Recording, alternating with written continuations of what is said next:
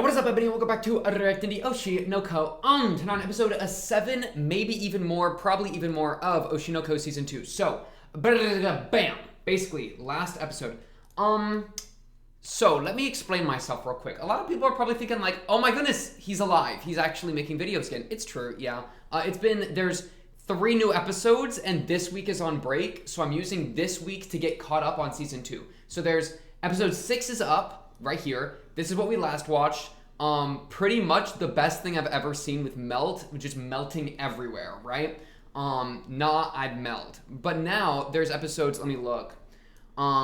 7, 8, and 9. I have 7, 8, and 9 all downloaded. Ready to make some moves with. But first, episode 6, I wanted to take just a moment to like go over the melt scene. I just want to watch it one more time, right? Get them juices flowing again, and then we're gonna jump into 7. And then I'm gonna go get lunch, and then I'm probably gonna come back and watch 8 right away. We'll see what happens though. So let's just start with episode 6, the melt thing. I just wanted to rewatch this scene pretty much because it's been a minute and I need to get them Oshi no Ko juices flowing. So let me just, this is 21:30 of the melt scene. You know what I'm talking about? Let's get going in a 3, a 2, a 1, bang. Because it's so good for like a million reasons, but there's such a story told here. This shit is such a story told. And I'll explain in a second. Because it's like his fall from grace. Or like, not fall from grace, but like his revelation of what acting could be. Right there. Right? And so it's like, we go through his entire journey. And like, him with the star, bro, that's like, you know, potential, you know, that thing he's chasing. And I think the color of the star is red because I think it's Kana that inspired him. Does that make sense? Would we agree with that? Because there's so much interpretive work you can do with a scene like this. It's like the epitome of show don't tell. Because there's nothing being said. It's just a bunch of crazy shit happening. You know? The blood, the sweat, the tears. A new birth. A new melt. Giga melt. It's so good. And for it to come out of nowhere is the perfect sync with the message itself, as I just yammered about last time. And the tear at the end, my boy, bro. Like, how is Aqua gonna top this? Aqua's just gonna be like, oh no, my mom died. Brother, melt takes the win. I'm sorry, let me calm down. But no, what I love so much about this scene is what I was just saying, right? We get the story of Melt. So, right here, boom, beginning. Brother, he's in the magazine. We can see he's in the magazine here. His first gig, right, where he sucks as an actor. But, you know, he's getting a big head. All the girls are like, oh my goodness, he's so popular. He's such an actor. Blah, blah, blah, blah. You know, he's got fans all of a sudden. You know, so he's getting a big head. And so this is him, like, high on his own gas, right? He's freaking, his sense of reality has, like, gone kind of skewed because he is ego lifted out of the freaking stratosphere, right? But then this beautiful, and this is so beautiful. I mean, it's like a shining star, right? Which is such that's a very repeated motif in the show, you know, of like stardom is represented through stars. And so like this crystal here is the star. And what I just said, right? The red in it makes me think Kana, because it makes me think that his interactions with Kana on the Sweet Today show, where she was really good, especially that last episode where Aqua came in. That, I think, is where he started to realize, like, holy shit, I suck. You know what I mean? I am bad at this. It gave him something to reach for, right? And then that's literally what he does. He's knocked to his rear. He's like, oh, I could do this. I could do something cool. I could be an actor, you know? And we get no time to think about it because it's just thrown at us in the episode, like, beat after a beat after a beat, and it's overwhelming, and it's like inspiring even if you don't understand what's going on at all, you know? Right? It's just so good, bro. But yeah, so just shout out Mel. Are they gonna do this with each character? Like, that's kind of a really fun question of like, the big thing of this season is the show, the theater, you know, Tokyo Blade. So it's like, we're already kind of coming in hot with the melt. Are we gonna keep this pace up with like other characters? Because we got like Akane and Kana have their like rivalry going on. We have like Aqua and Akane doing like depression stuff and like trauma stuff, you know. Dang, Melt's hand is owed. We got Ruby in the crowd. You know, maybe season 3 Ruby will get to do something, but I mean, you know, we got a bunch of people in the crowd that are really invested, right? Like a freaking whatever this girl's name, Abiko. Abiko's having a great Abiko time. Aw, Abiko. Look how excited she is. Okay, anyways, let's just go ahead and pull up episode 7, the new one. I would go to the comments, but I don't actually want to, so I'm just gonna open it. I don't even. It started. Wait, stop. What is going on, man? No. Okay, sorry. Okay, well, it looks like the subtitles are working. Everything looks like it's working fine. This is episode 7 of Oshi no Ko. Let's just go ahead and jump into it without further ado. I've been hearing that these couple episodes here, 7, 8, 9, have been quite peak, so let's figure it out. Let's get this going in a 3, a 2, a 1. Bang.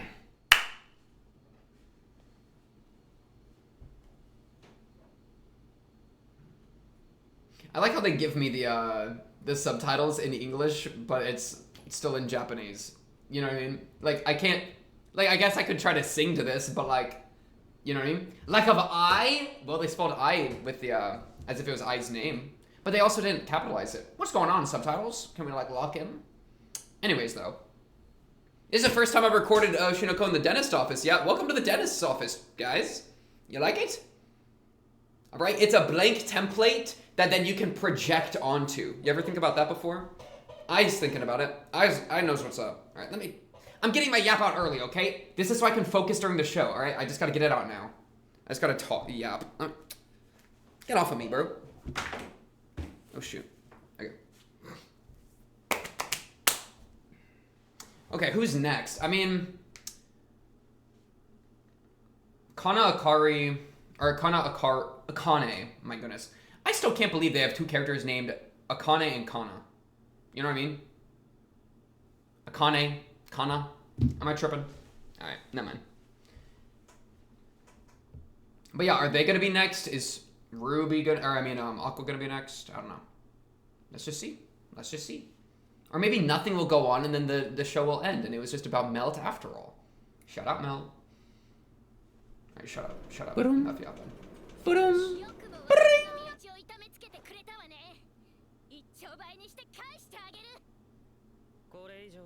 Yeah, because Melt lost even after that goated moment, bro.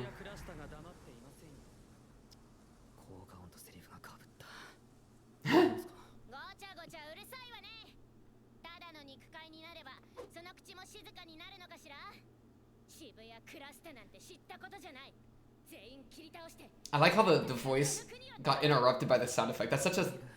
Oh, she just ad-libbed that? Oh, good stuff. Bro, seamless. Oh, so she repeated it. Bro, she's cooking.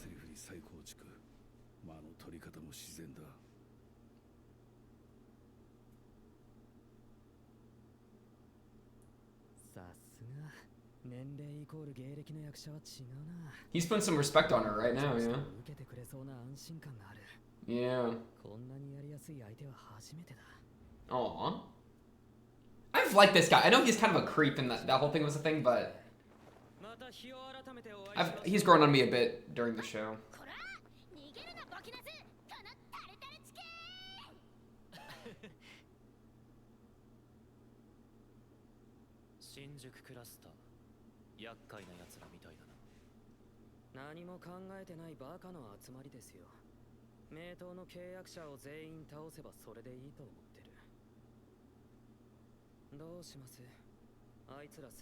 Is that my boy Aqua finally? Yes, sir.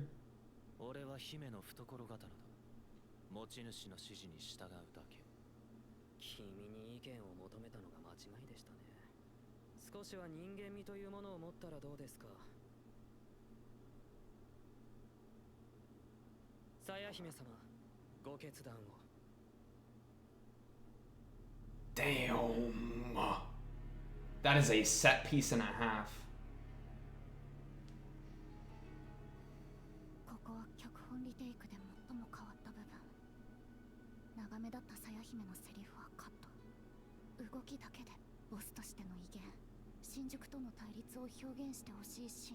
It means it has to be acted really well.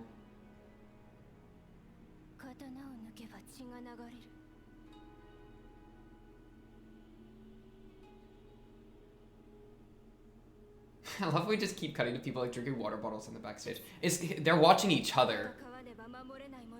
That's the second time they did. They like reversed it.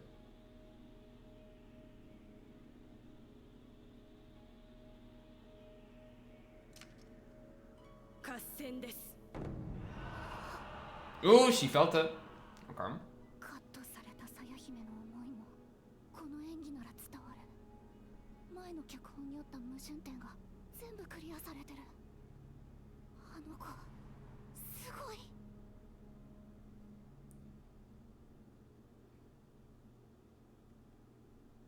新宿と渋谷。 I just love how they're putting respect on all our goats. That's all. ついに決戦の時を。 Who are you, the narrator? What are we about to do? A musical number? We're all lined up.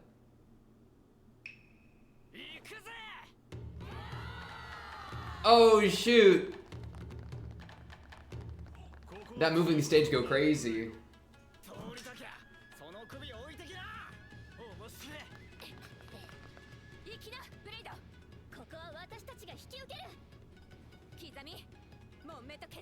I like how there's a bunch of randos that we're like, I don't recognize half the people in the back, bro.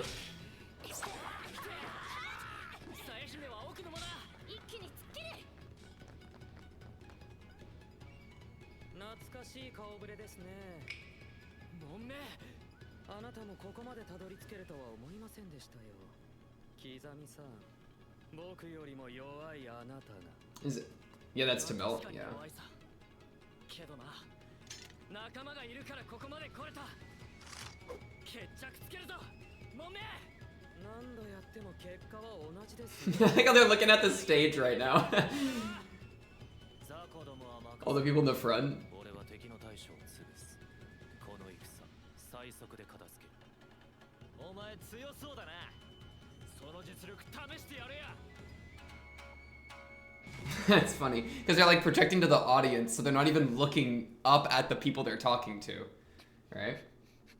What are you? Okay, she's solo now. Where's she going, bro? Did you get lost, bro? Is she okay? Didn't even notice everybody else.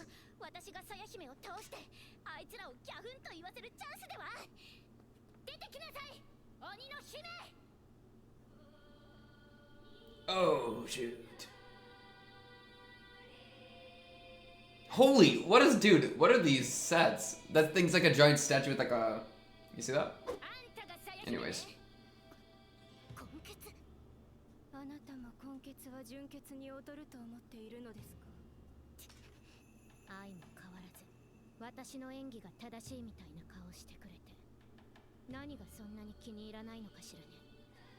Them personal issues getting in. I think it's gonna help their performance, yeah? Their IRL beef? Surely. Because they're rivals.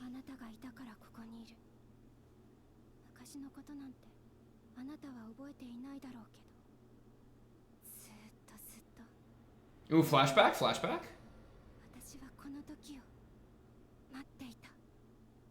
That's a flashback, bro. You cut to the light and make it grow bright? That's a flashback. Alright.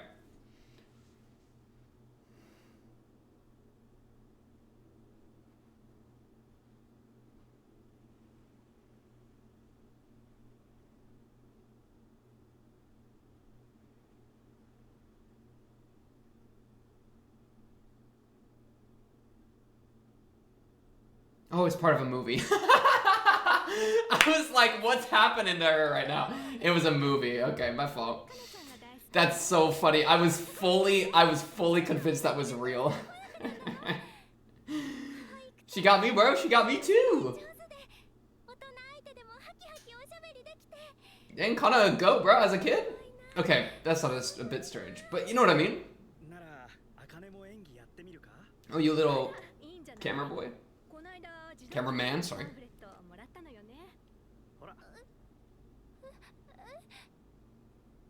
Oh, but I'm novice. Oh, but I'm a novice girl. You gotta hear an interview from Kana about like, yeah, you know, anybody can act. You just have to believe in yourself. Come on, Kana, say it. かもよ。そうそう。かなちゃんとお友達になれるかもしれないぞ。Aww. Aw, she wanted to be friends with Kana. That's so sweet. The bell pepper girl. になれたら幸せで死んじゃう。 Oh, is Kana part of this group? Or is she just building up to it now? I think she's just building up to it. Is she eating bell peppers because she's trying to be like, yeah, Kana, I'll eat bell peppers for you, my goat. Oh, my little teacup. Oh, no, it's okay, little teacup. You can do it. かなちゃんみたいに That's so crazy, bro. たくさん頑張って。 Oh, Aqua. Yeah, yeah, I recognize this. I recognized Aqua's shoulder. I was like, that's my boy right there. Oh, she cut her hair to look like Kana's hair? That would be so hilarious. Yeah. かなちゃんに近づくために。 Kana was her first, like, fixation person, bro. I mean that, like, because she did that with I, remember? Where she, like, ultra locked in? Okay. Now to have her dreams shattered. エミリちゃんママ、エミリちゃんが出てた CM 見ましたよ。ありがとうございます。でもチラッて出ただけですから。 Oh my goodness, this is gonna be so sad. It's gonna all... I don't want to watch this, か bro. なちゃんと会った。 Yeah, look at that. They're even telling us already, bro.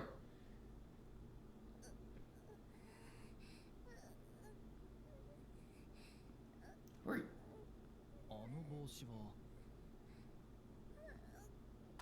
ありがとうございます。かなちゃん緊張してるの？私は。安心して。かなちゃんを選ぶことはもう決まってるから。 Oh, she was mistaken as Kana. これ形だけのオーディションだから。かなちゃんはリラックスして。私がどうかしたの？あれ？かなちゃん。かなちゃん、本物。 Uh-oh. They're squaring off. 8-year-olds square off. 私、かなちゃんのファンで。 She's like, bro, you're copying my fit.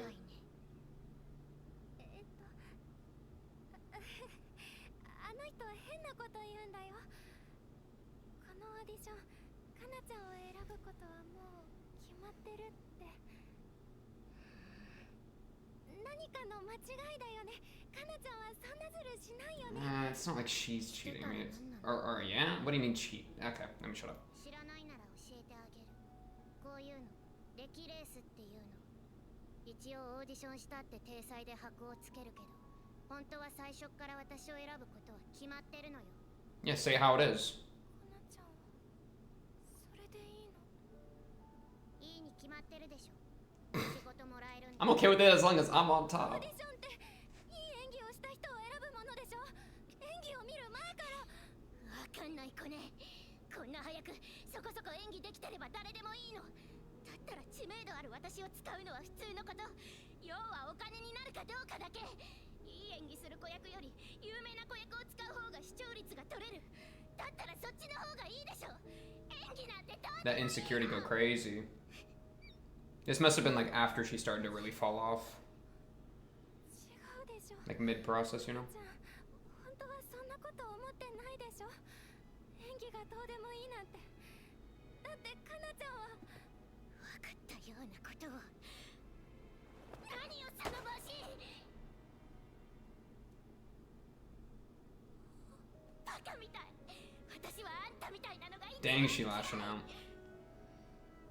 Ooh, that lighting change? Did they just change the lighting there? Wait, I gotta run that back. Ooh. Ooh, that lighting change went hard too, though.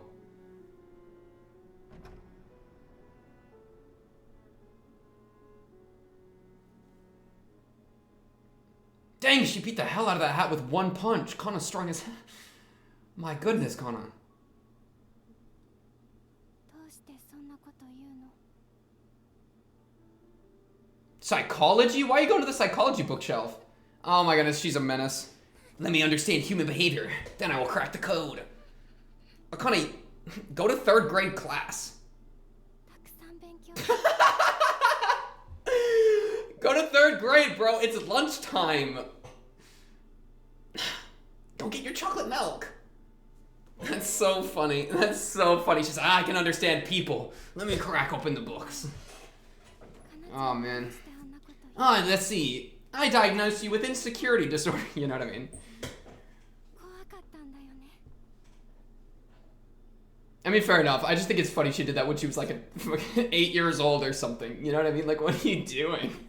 他の方が金になって大人がそれを褒めてくれるから Oh, practice that routine. 自分を見てほしかったんだよね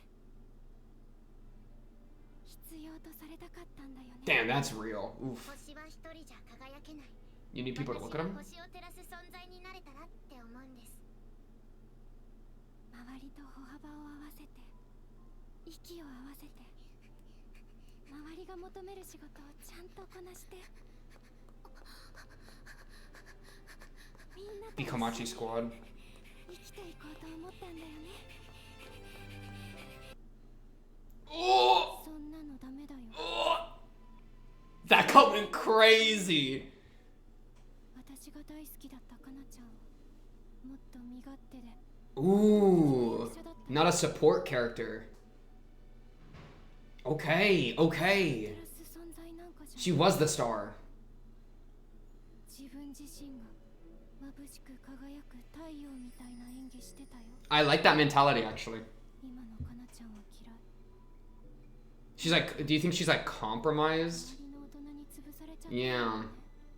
みんなと合わせろって To bring yourself in line. Ooh, Ooh. するべき演技はもっと身勝手でかっこ I いい think she's cooking with this critique right now. 周りを全員食べちゃうような Yeah, 演技でしょ yeah, I like that. I like that mentality like 30 times more. Match yourself. Make them match you. Yes, yes, yes! Make them match you! 見ててね私もちょっとだけできるよ Let me teach you something. 周りを食べちゃうような演技私は私が一番目立つように戦う Ooh, okay, okay. I cannot, dude. See, this is the kind of stuff at stake that. 一緒にぶつかってきてよ Alright, I guess they're just dueling now. See, the funny thing is the plot, like, one of them's already, like, destined to win in the plot. Like, at least in the fight. I mean, they're acting they can beat each other out. Oh, there's, like, 10 fights going on. Holy. Memcho. She's just mem. Ruby! Sorry. これだけの Wow, there's a lot of fighting. 全員が平等な演出の場面なのに Everyone's focused on that one, yeah. 間違いなく今この Oh, specifically. Okay. Nice. 楽しい演技してくれるじゃない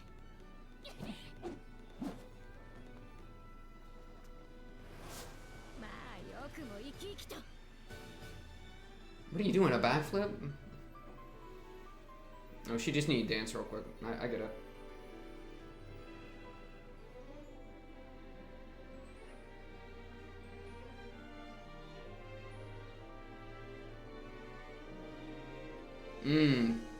Man, they feeling real good with their transitions this episode. Oh, ooh, that was a good transition. そう勝負したいのねそれとも一緒に踊り Ooh. それはとても楽しそうな提案だわ私もあんたと白黒つけ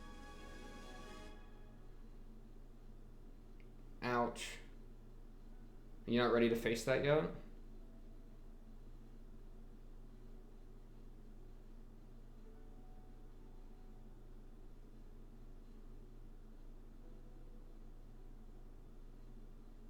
Oof. The empty little like stand where you're sitting there and no one's coming to visit, that hits so hard, bro. That's so depressing.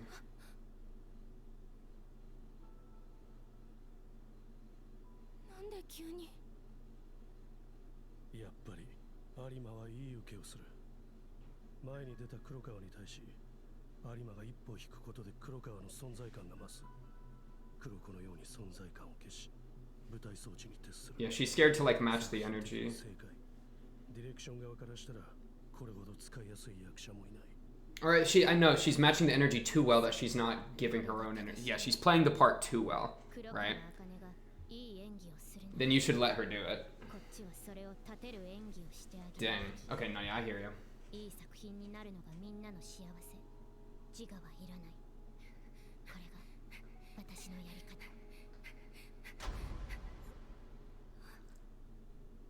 I mean, if it truly makes the play the best it could be, then it's... I kind of like it, but like, you know what I mean? I feel like the play would be even more lit if both of y'all were going crazy. But, you know, maybe that's just me. どうしてそんな演技するの？私はかなちゃんと真正面からやりたかっただけなのに。そんな演技させるつもりじゃなかったのに。 Ooh, them tears. Oh, they're just fading. Okay. I thought the episode was about to end. My heart actually popped.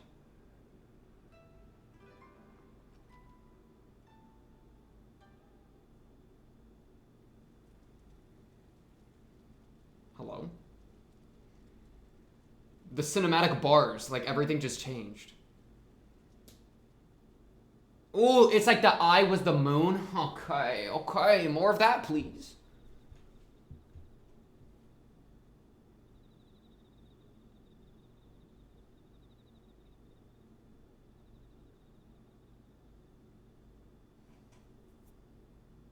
Oh, is that so they're like playing on the projectors or something right now?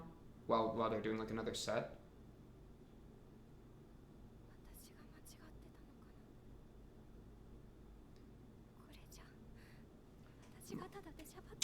Maybe if you just like communicate a little bit with words? Question mark? Kana, walk in, please. Kana?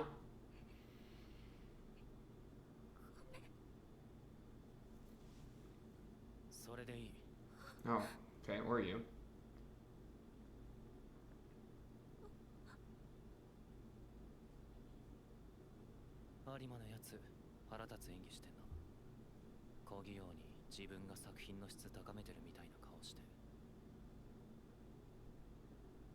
Ooh. Ooh, that was beautiful, bro.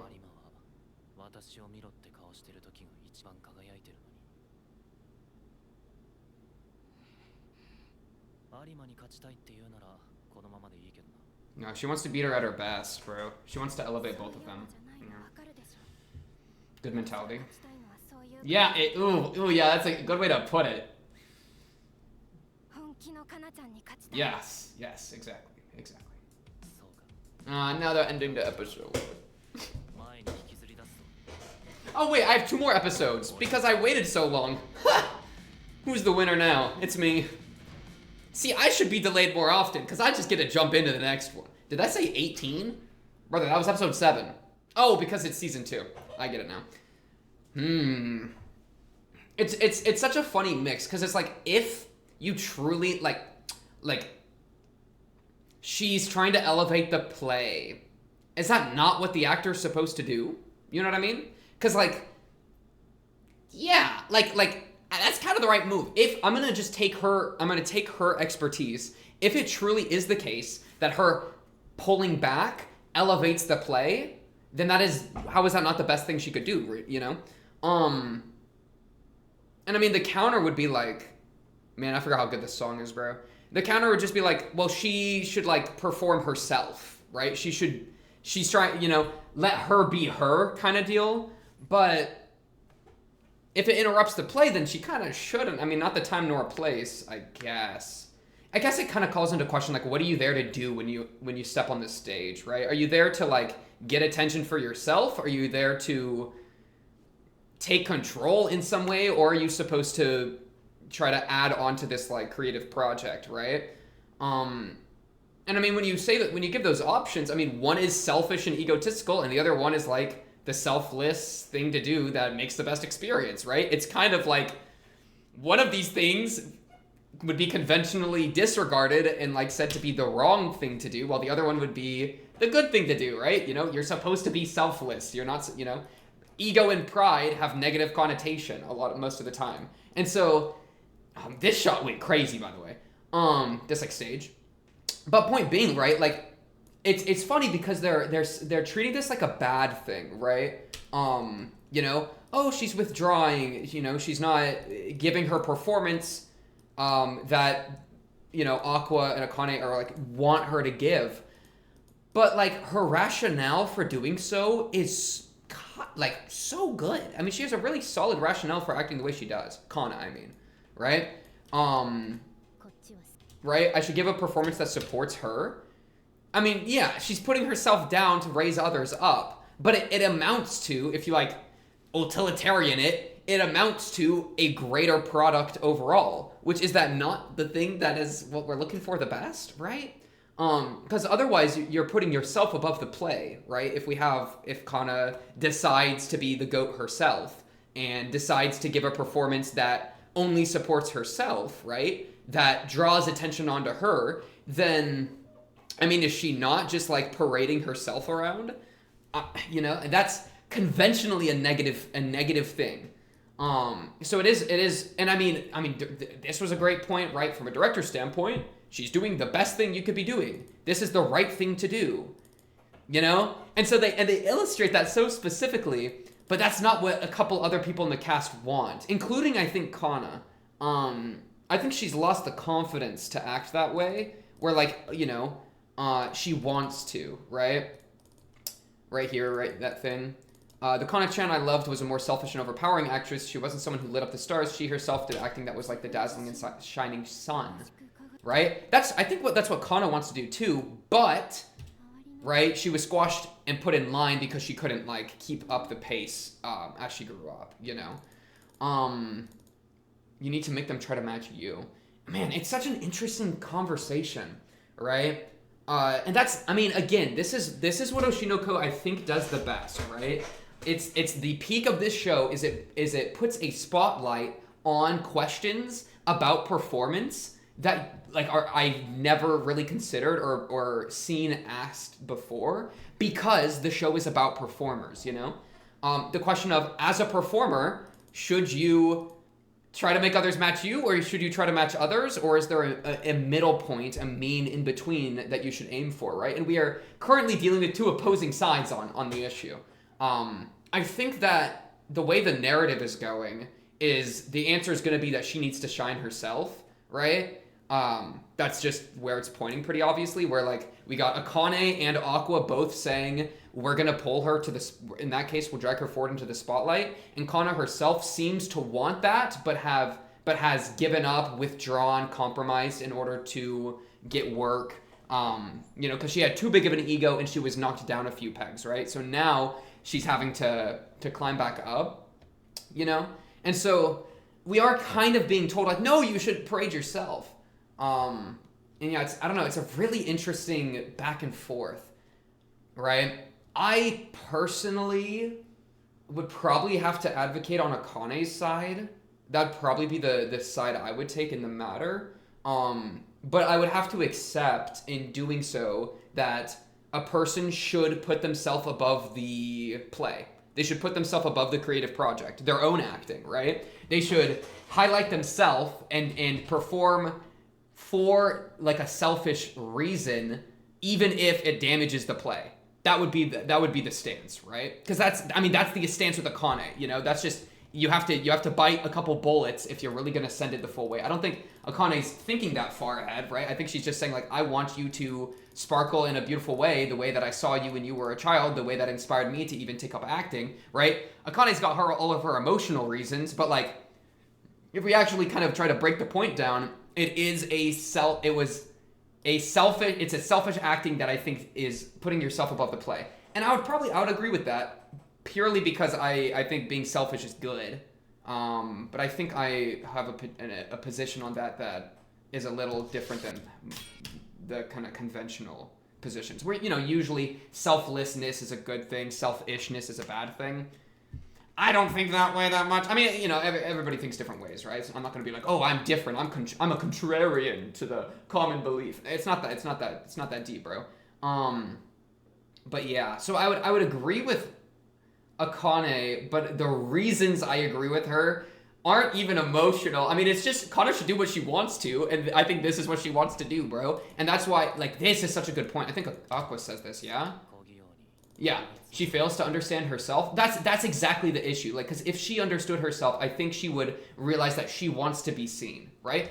As well, because she already knows that deep down, but she has suppressed that in order to be a good actor. But what's more important than being a good actor is being yourself and doing things for yourself and pursuing what you want. I would say that's the most important thing you could ever do. So, yeah. She shines brightest when her face screams, "Look at me." Yeah, I would agree with that. So she needs to understand that that's what she wants. Because I think she wants, I mean, that's where the division comes in, bro. Because it's like, does she really think that way? You know, how many actors, performers, influencers, etc. are complete narcissistic, like selfish, insane people? I kind of feel like it's most of them. You know what I mean? Like, how could you not be, you know? If you're the kind of type of person, because like, what's the type, this is a tangent, but like, what's the type of person that people will rally around? Confident, you know?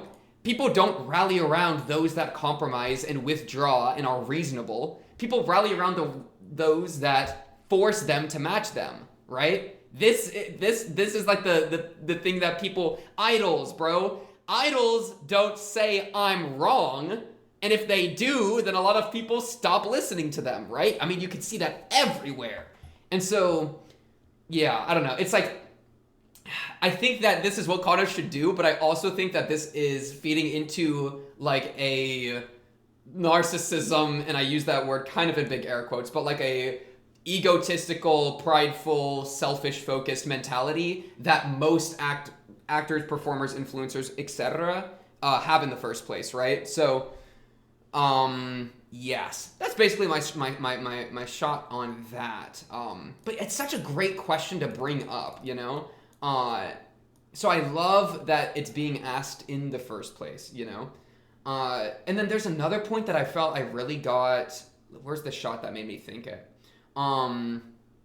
It's the difference between a show and a theater performance, right? And I think that's something that like, it's so interesting to kind of dissect when the show is a theater performance. But take this, for example, right?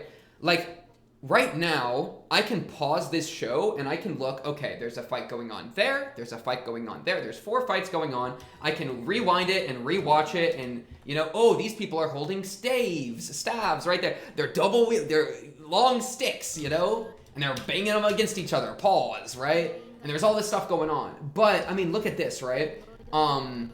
Those watching the performance don't get to do that because it's a theater play, like in world, it's a theater play. It's not a TV show like it is for us. It's not an anime. They can't rewind or pause. And so we kind of get a feeling of what their eyes are doing here, where it's like, for us, we can pause and look at everything and really analyze a scene, pick apart backgrounds, blah, blah, blah. But there's something so different about this.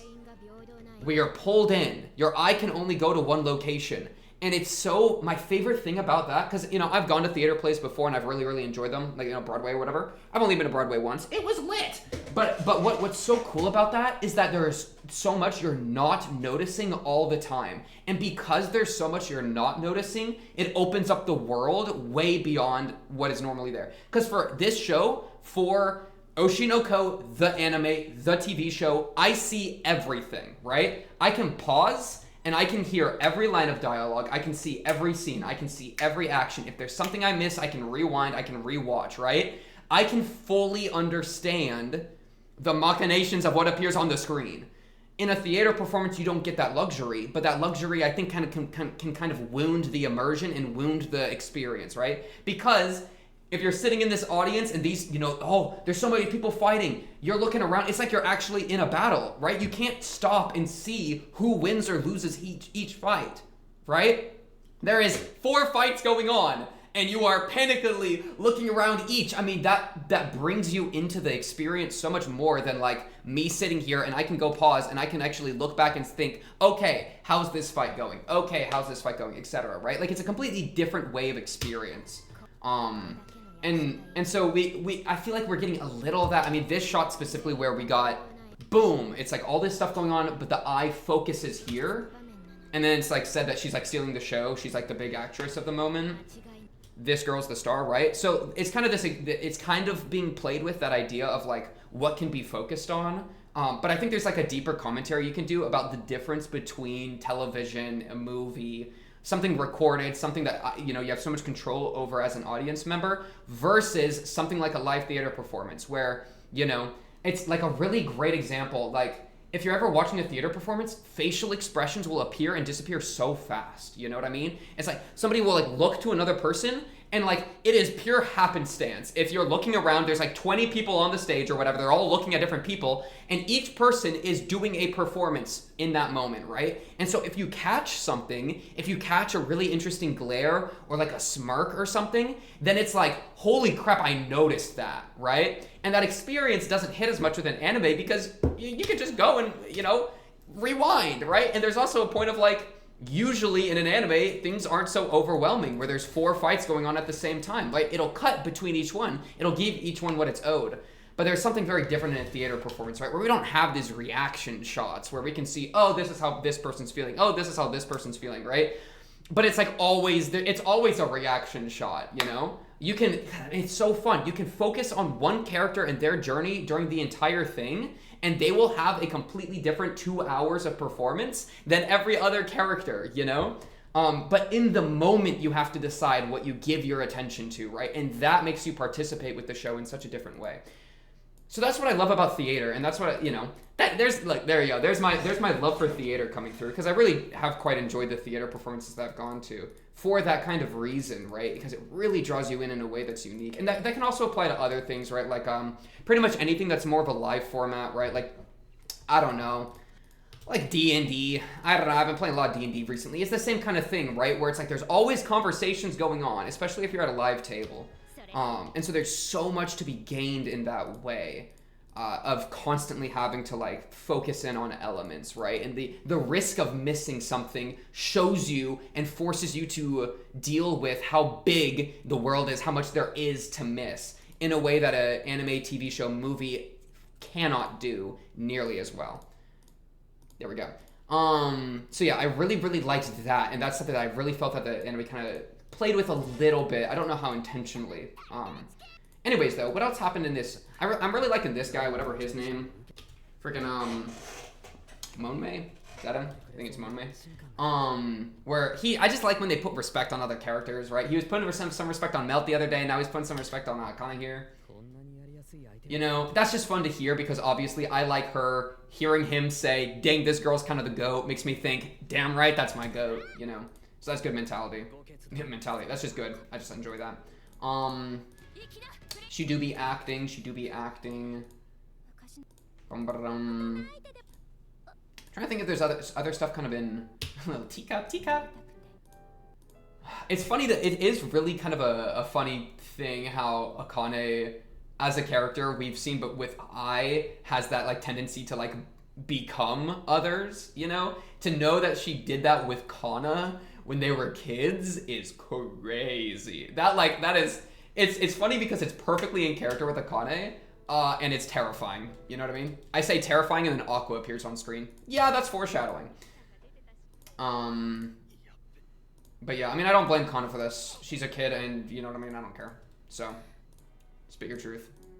You know what I mean? Oh, the lighting. The lighting was so cool here. So she, like, smacks her hat.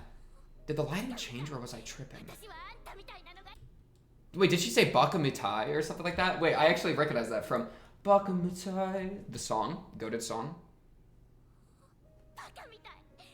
Yeah, wait, she said Baka Mitai. You look like an idiot. Wait, I actually understood that Japanese phrase. Yeah, I'm bilingual. I watch anime.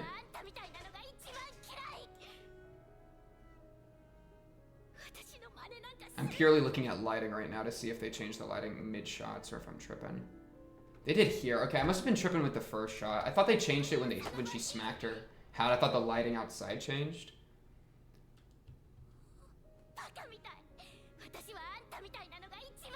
No, I think it does right there. Wait, it does. It does. It absolutely does. I can prove it with snipping tool. Snipping tool, my snip loved. Look at this. Look at the coloration, right? And then let it play, let it play, let it play. Boom. Snipping tool. You can see that there are two different shades of the couch here, right? So yeah, they have in this character moment change, right, where it's like the collapse of Akane's, you know, adoration of Kana and such, right? The collapse of the dream she's been chasing. She's like, I wanted to be friends with you, you know. As soon as that has a pivotal change, then the lighting changes, the scene changes. That's just well done, right? Because it's lining up the change of the environment with the change of the characters, right? Which accentuates that change. Big wins, right? It's like a dramatic, you know, it's like, you know, no, I've always hated you. Lightning strike, right? It's kind of like one of those things where the environment like fits with what's going on, except they did it with the lighting from the window for it to slightly pivot. I thought that was very cool. I'm glad that I wasn't tripping on that one. This show's really good at doing things like that. I mean, especially like right here too, right? They do such a beautiful job with the lighting, right? Where like Kana's now going into this world, right? And they really, the adults are like these shimmering mirages, right? A little bit. Oh, and then it's like she's closed off. Now Akane's closed to that world, right? She's not participating, so the door shuts, the shadow of it shuts on her face. She's left outside, right? Like literally and metaphorically, you know?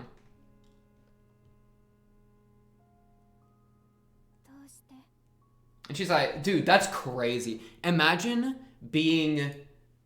having your heart shattered so much by another person that you go and study psychology.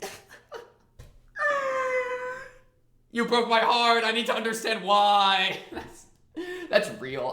You know what? That's probably why a lot of people study psychology. No offense. Hey, speak your truth. But like, being like, I don't understand why you would do this to me. All right, time to study human behavior. That's funny. That's unironically, that tickles me so much because that is so accurate to like, you know, I've studied a little bit of psychology in college. I took a couple classes and so I've met a good amount of people that have, you know, I know a couple people that are like, you know, graduate psychology majors, whatever. And it's like, this kind of is like perfectly in line with a lot of them. You know what I mean? Where they're like, I don't understand humans. Time to read about them, you know. If it's helpful, it's helpful. I think you can, there's a lot to learn about humans, right? There's like, you know, a lot of different ways to learn about human behavior. And it's definitely one of them. But you can also get, I think, too clinical. You know, I think you can push it too far as well. Balance in all things, right? You want to have varied information. It's really funny though. Just to understand how deep of a cut Kana had on her that she went and studied psychology, bro. This went pretty good too, bro. Yeah, because I mean, that's the thing. I want Kana to shine too. You know what I mean? Yeah. Be a little egotistical, selfish, self-parading, narcissist star shining thing in the sky. F it. I think that's the right mentality, right? Never cripple yourself for another. Always prioritize yourself. You know what I mean? I'll take it to the logical extreme. I think that's the way to live. You want it to be needed, then be needed. You got it. You know what I mean? But yeah, but then this cut went hard. Wham!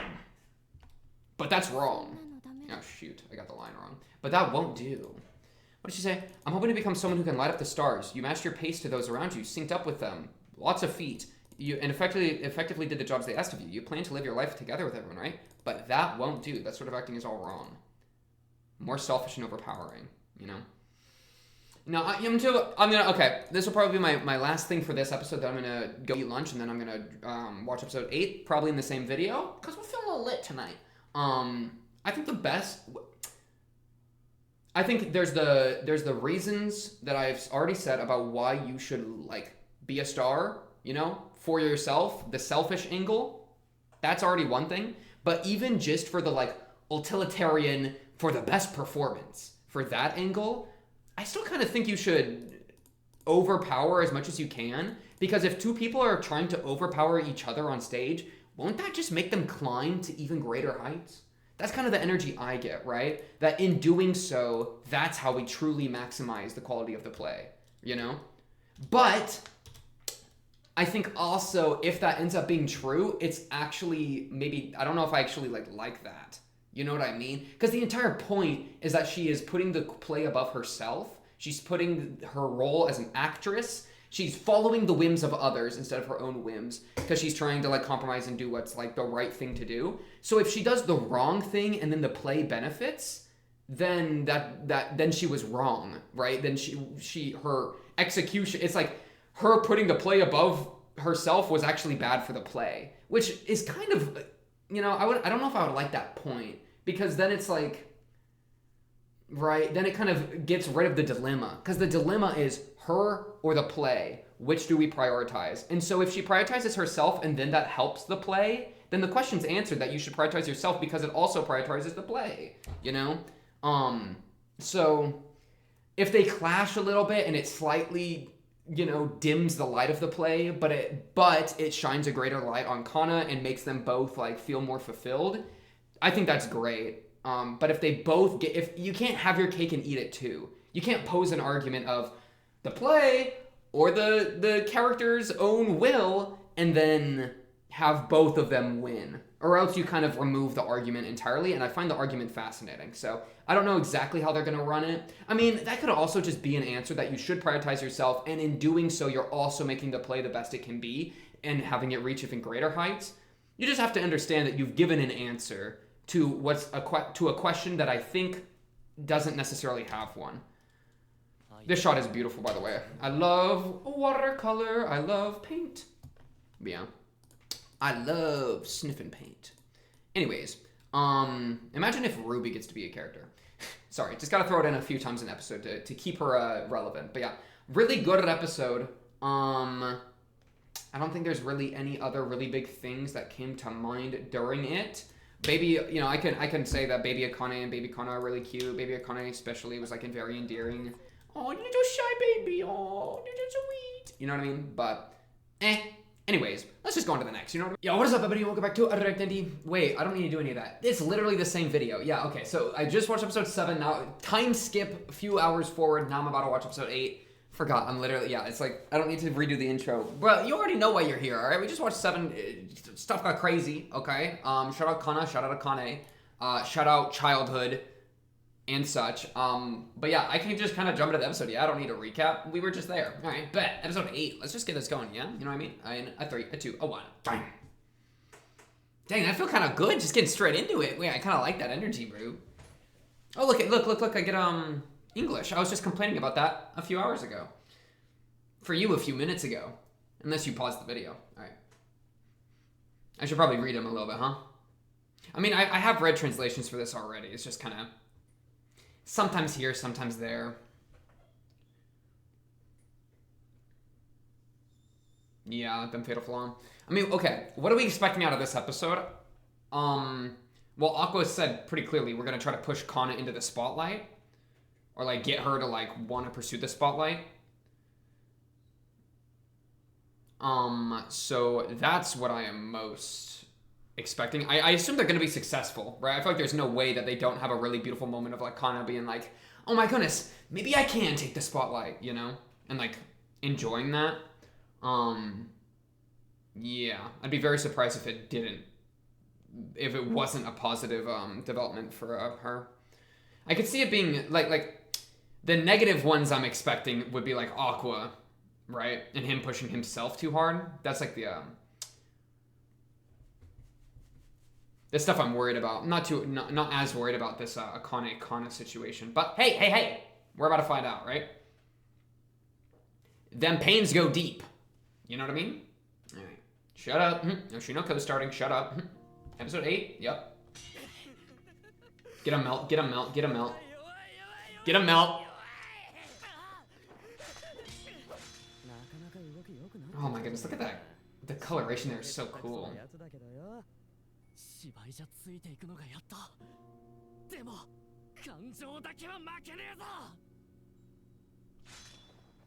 Man, we're getting little cuts to each of their little battles, maybe. Maybe just them two then, okay. Ooh. That string. Is she like spiritually walking away from this this acting right now? Because she's like stepping down, like. Ooh, her shadow was looking the other way, or her reflection. That's depressing. Good visuals. さっきのシーン乗るべきだったんじゃないのか。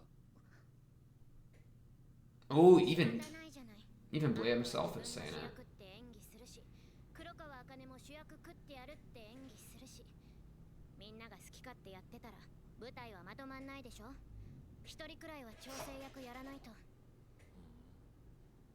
ところで何してんの？台本読みたくてメガネかけようとしたら It'll mess up your makeup. Yeah, that's funny. エアメガネしてる。当然でしょうに。コンタクトしてないの？ Yeah, irritate your eyes. 相 Or... 手の演技見えないでしょ？ 動きは大体見えるから。 This guy's different, bro. それじゃ表情とか。He don't need it, bro. Yeah, he don't need it. This guy's different. 遠い席の人はそもそも表情なんて見えないだろう。俺は逆に見えないものを前提に演技しない。だったら最初から表情なんて見えない方がいい。ってのが俺の考え。役者同士なら動きだけで語り合える。だからってコンタクトしないのはやりすぎ。でもコンタクト怖いし。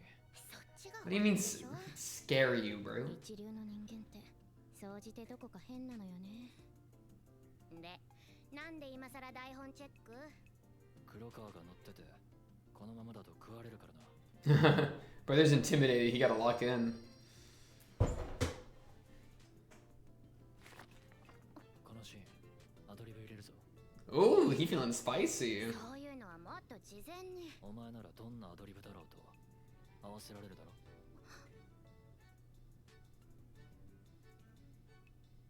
私を誰だと思ってるの？ I like how he's inspiring her, right? Because them two were planning something, but for it to come from someone else, like, means quite a lot, right? For him to be like, come on, let's make some moves. 家族の仇、お前だけは。ああ、誰のことだ？倒したやつのことなんかいちいち覚えちゃいねえよ。 Oh. 先走りすぎよ。 Blue hair! Blue hair, you saved her! Sorry. It's just funny because, like, who the heck is a Jiro? You know what I mean?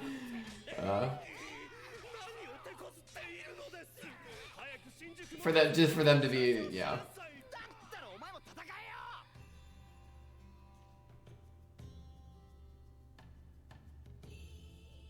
Ooh, big showdown, it looks like.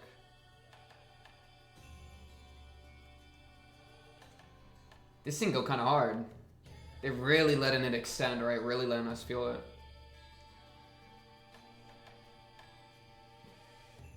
お前が渋谷で一番強いやつか。貴様には志があるのか？さや姫にはある。志ね。ないことはないと思うが、俺は口で説明するのは得意じゃねえんだ。だからよ、語ろうぜ。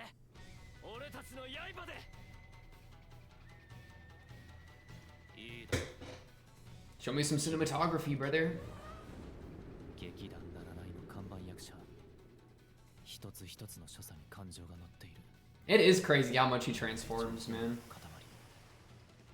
これが感情演技。 Just like that Kana scene on episode like 1. 悪いけど役者として格上の相手と同じ土俵で戦うつもりはない。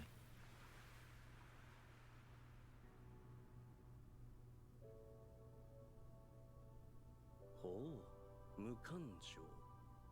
対比構造。 Yeah, I was about to say, does that help? That sounds like it would help. 感情をむき出しにする姫川に対し、悪悪 Well, I don't know. It depends on the character, yeah? どちらがいい悪いの比較じゃなくなる。 Ooh, good line. Different, but not better or worse. 姫川が熱い炎のような演技をする。 Get ice! Ice metaphor, come on! Yeah! Yeah, ice cold, that's what I'm saying. Sorry. ですが、姫川はそんな感簡単に対処できる役者じゃないですよ。 Dang, she's in her element, bro. Oh, なんねえな。もっと楽しもうぜ。 bro, they're playing Splatoon right now. なんだあいつ。それにあの名刀、他の刀とは何か。もうすぐ姫川さんがアドリブ入れるって言ってたシーンだけど。 Okay. 来た。台本にない芝居。 Ooh.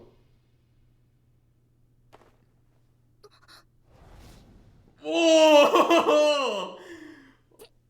こっちに全振り。 That. 私がうまくつなげるから合わせて。 遊んでる場合か。 Whoa, this is getting kind of spicy, bro. Bro, 男に守られなければ戦場に立てないようなら。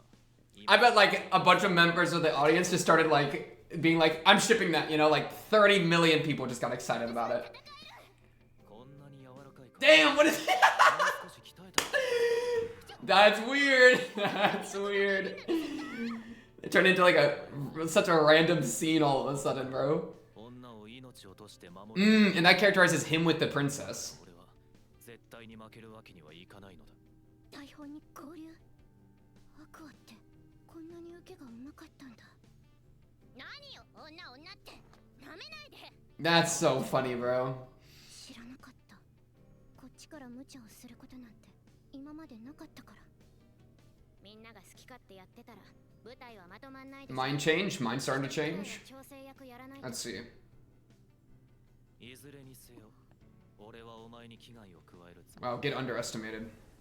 Ooh. Ooh. いちいちも私を中心に誘導して私に視線が集まるように立ててくれてる。やりやすい。役者 Aww. 同士は動きだけで語り合える。 Now she's gotten the support, bro. Usually she's the support one, yeah? 必要はない。裏方は俺に任せろ。どんな Aww. Aqua the goat, bro. He's taking the job a little bit. やれよ。有馬かな。 Aww. Bro. Then flashbacks go crazy. Brother really feel like a protagonist here though with the swaying hair and the wind, man. Aww. 確かに。あんたは人を Yeah, he is. He's a confusing little guy, bro. Good transition. I like how seamless that was, bro. Don't end the episode. Thank you. 母はどうやら Wait, we just started the episode. Oh, flashback. 芸能人になりたかったらしい。 Sorry. だから私にその夢を That's a lot of pressure. A lot of pressure. 私が売れて憧れの芸能人と Yeah. おしゃべりしたり。 Is it something you want? You know what I mean? Like that's kind of the crazy thing. She's vicariously living through you. どうやら楽しかったらしい。 That's not fair to your kid. 私も楽しかった。 Unless your kid's into it, but like then you know then something different. Oh my goodness. 考えず好き勝手演技していればみんなが天才子役と持ち Meow meow commercial. お母さん Oh, I did it with the baby. 私の人生が一番幸せだった時期。 Oh. だからこそママは有馬かな。 So yeah, when you started tank, did your relationship tear? That's brutal. Let's see. 私の人気に陰りが見えてからの母はちょっと大変だった。なりふり構わず営業をかけて出城を増やせと現場を困らせて、私にもちょっと Oh my goodness, look at all the trash. 当たるようになって、お父さんが他の女の人を好き Ooh, に put her over the edge. そんな母に嫌気がさしたからだ。 Oh, I see, I see. No, don't blame yourself though. Could you imagine if she blamed herself for that? 私はこの業界で生き延びなければならなかった。じゃないと。 Yeah, that's crazy. 少し周りとうまくやらねえとこの業界長くやれねえぞ。曲がりなりにも消えずにこの業界でやってこれたのは監督の言葉のおかげだ。 That's a really good shot of her there. ああ言われてなければ私はとっくに消えていた。私は天才じゃないって知って、大人は演技力より使いやすさを求めることを知って、That's why she went with it so easily here, yeah. Because she's not going to get in the way of that, right? She's trying to be easy to work with.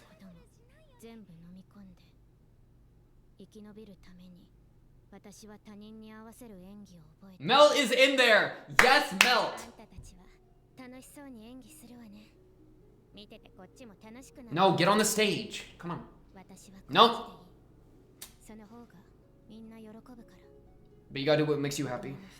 Aqua push her.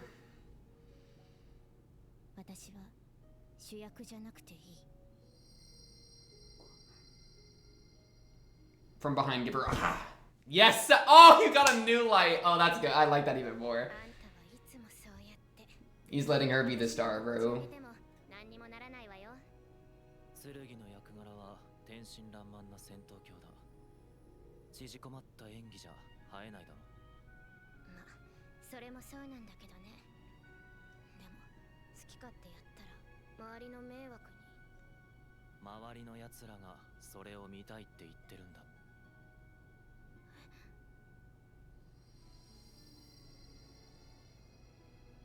I like how like all this, like it's communicated non-verbally. It's like they were speaking with their blades earlier. It's like they're speaking with their acting now, you know what I mean? That's cooking. Like they understand each other so well. She's like, fine, I guess I'm the star. That's crazy, bro. That's a crazy shot. Wait, the lighting is so cool right now, bro. Whoa, she's like so highlighted. Aww, my goat. My goat. Oh my goodness, are we getting another one of these goated scenes, bro? Oh.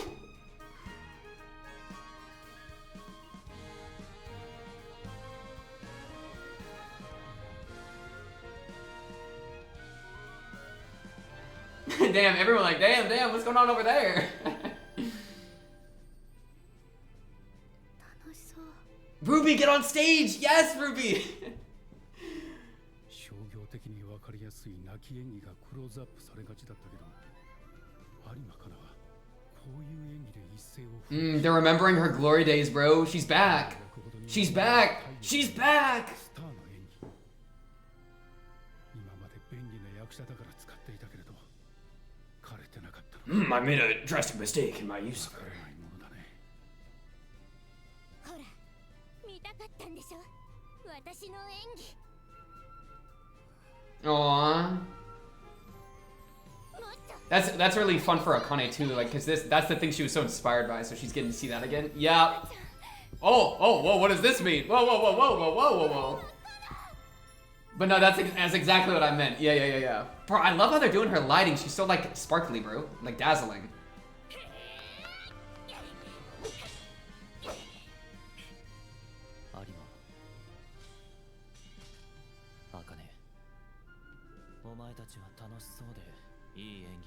And then Aqua's standing here just being him.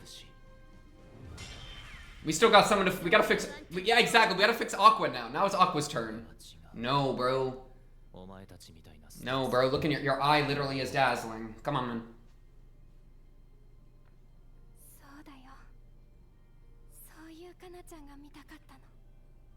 Aww.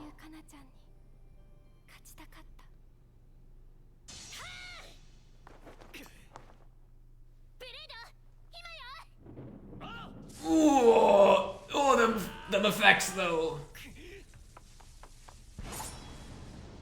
Oh, that's the shot. Is that the kill shot?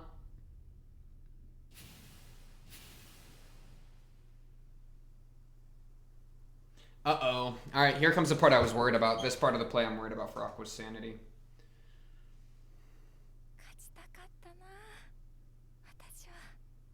Was she calling it GG? Ooh.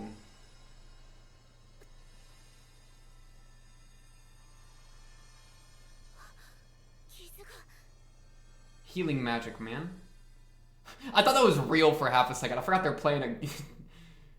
Oh. Okay, Aqua, how are we doing?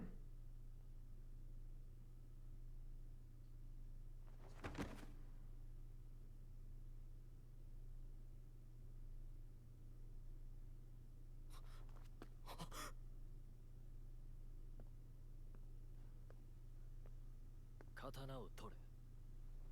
女を切られて黙って引き下がる。もういい。俺は鞘姫のために戦っていた。守れなかった今となっては戦う理由がない。それだけか。あるんじゃねえのか、お前の中にも。 Scary music, really scary. Okay. 芝居は Flashback. 楽しいだろ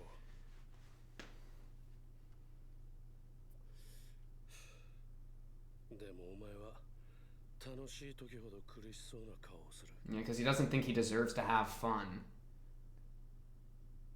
パニック障害はそんなに珍しい症 Oh 状 my goodness, she's diagnosing him. 私の友達には Is she saying this to his face right now? I think you have this. Alright, so you have panic attacks. Let's talk about it. That's funny. パニックになる子も人と一緒だったら症状出なかったりするし、いつどこでパニックが起こるかわからないって状況が Well, let's figure out your triggers. Okay. トリガ That's what I'm saying. ー、俺のトリガー。 It's almost like you're living it right now. 違うか。俺も一応役者経験あるからな。 On stage, I mean. 実感お前を見てて分かった。芝居に夢中になって演じてて楽しい。 And then you feel guilty for it, you know? Yeah. お前がパニックを起こすのは決まってそういう時だ。演技を楽しむことへの罪悪感、ひいては愛、お前の母親への罪悪感。 He's spitting. それがお前をおかしくさせる。 He's absolutely got him pegged. 知ってたのか。いい加減お前との付き合いも長いからな。うすうすは分かってた。お前ら兄弟の愛への異常な執着。一番最初に会ったのも愛のいる現場だった。一度気づけばいろいろ合点がいく。お前が芸能界にこだわる理由も大方想像がつくよ。しんどいな。演技を楽しむこともできず、まるで復讐する。Okay, this guy's really got him. 演技から離れて治療に専念するのも手だぞ。このままでいい。俺がどうなろうとどうでも。 That's the problem, Aqua. That right there is the... 愛の無念を晴らす。 Yeah, this is a... That's a lot. That's a lot to be it. Yeah, okay. My goodness, brother. だったら取るべき選択肢は一つだぞ。 He's about to say a crazy line. He's about to say the craziest line of this entire show, I swear. お前はもう演技を楽しむな。 Yeah, that's a problem. Does that mean you have to hate acting, maybe? Or just not enjoy it? Oh, shit, here it comes. Damn! Revenge Aqua, bro. うまいやつってのは大抵芝居が好きで。 But if he hates it, oh! 楽しめることが最大の才能だった。 Yeah, I think you gotta flip to the other extreme to get that same... Yeah, you gotta to get that same level, bro. The same level. Oh, that shit good, though. I like that, though. 演技は Yeah, this shit kinda good, Aqua. I kinda like it, actually. It's bad, but it's good. 楽しいなんて二度と。 Comedy beat tragedy type. はい。 Oh shit, this is hyping me up way too much right now. はい。 Like his doom spiral, it's like some ascend to stardom. He's like doom spiraling to stardom in like a way, you know? 黒川茜。 Or like, を下して俺は I don't even know if to stardom is, you know what I mean? Ugh.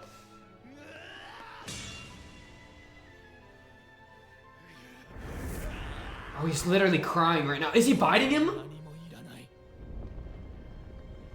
俺にとって演じることは Yo, bro.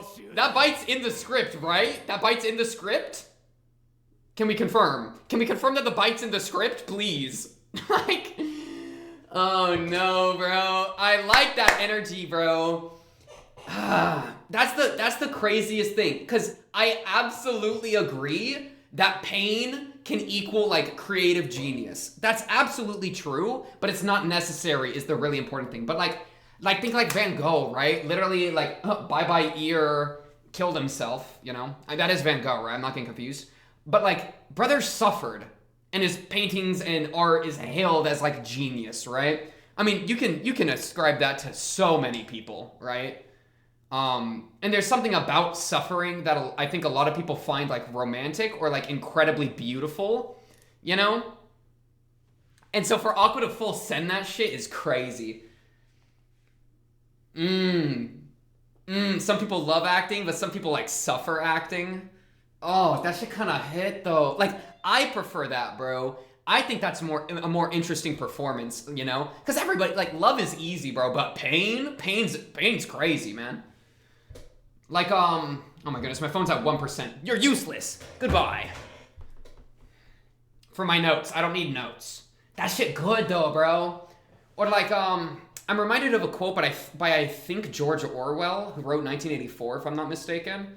I think that there's a quote, but he said like he compared like writing a book to like an illness, like a bout with a disease, right? And so it's like that creative power is, he's not writing it, it's not like he's writing it and he's like, oh, I love doing this. This is great. Look at my beautiful prose. It's like he's suffering with it and he's bleeding into the text, right? And it's an illness. It's an ailment, bro. That shit's crazy. That's a crazy motivation, bro. Because, man, that's just so good. It's absolutely true. I would say that suffering is an incredible vessel for, like, genius and for, like, brilliance, right? But the problem is that it gives suffering a seat at the table. You know what I mean? Because if you start letting it be that my suffering is what makes my acting good, then you need to suffer. Right? This is bad for his health. This is horrible for his mental health. But it's brilliant for his acting, right?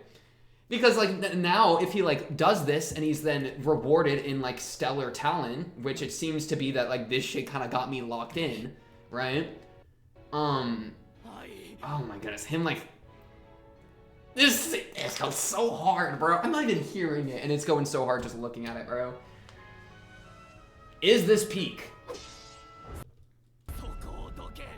Like, that's the craziest thing, bro. The inner monologue of the other characters, like, in these moments has been like, you're so good at acting, Kana. Oh my goodness, I'm gonna surpass you. And then Aqua's over here like, get out of my way, I'm gonna kill all of you. You know what I mean? He's like screaming at them in his inner monologue. I'll defeat you all. Like it's, oh my goodness, bro. He's lost it. The bite's in the script, I trust. The bite's in the script. But like, maybe he bites a little too tough, you know what I mean? Brothers could be like, ow, you actually bit me, bro.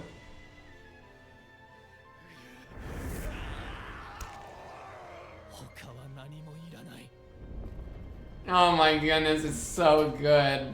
So I just had to rewatch the scene, I guess. My monologue just got paused, bro. My little Aqua. My little aquamarine, what has become of you? You have, bro, what did he say? You must no longer enjoy acting? Oh.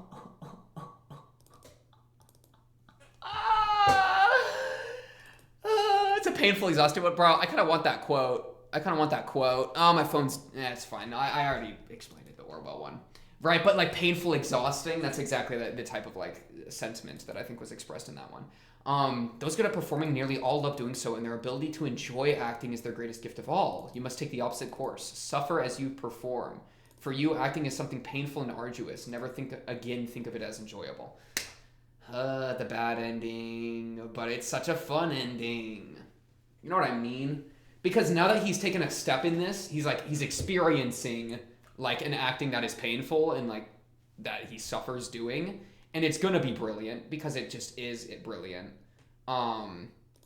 And like the good ending is Aqua being able to love acting and be friends with everybody and have a great time. You know what I mean? That's the good ending. This has just like perverted the biggest tool for his good ending, right? How he's viewed other performances and been so inspired with them, right? I think the best avenue would be if he could participate and then also love that. But he can't now, okay?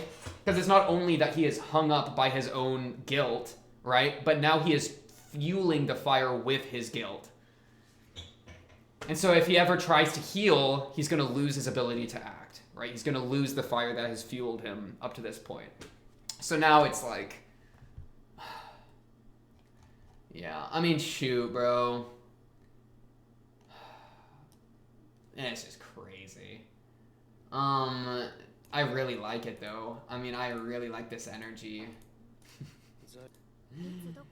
And then wait, so let's think. Let's really think here for a moment. You're telling me that, oh, okay, so the source of his panic attacks is his guilt he feels for enjoying acting. That's what they gave. So yeah, it's him like basically self-flagellating whenever he thinks of I, whenever he's enjoying himself and being like, what am I doing? This is not what she died for, you know? That type energy.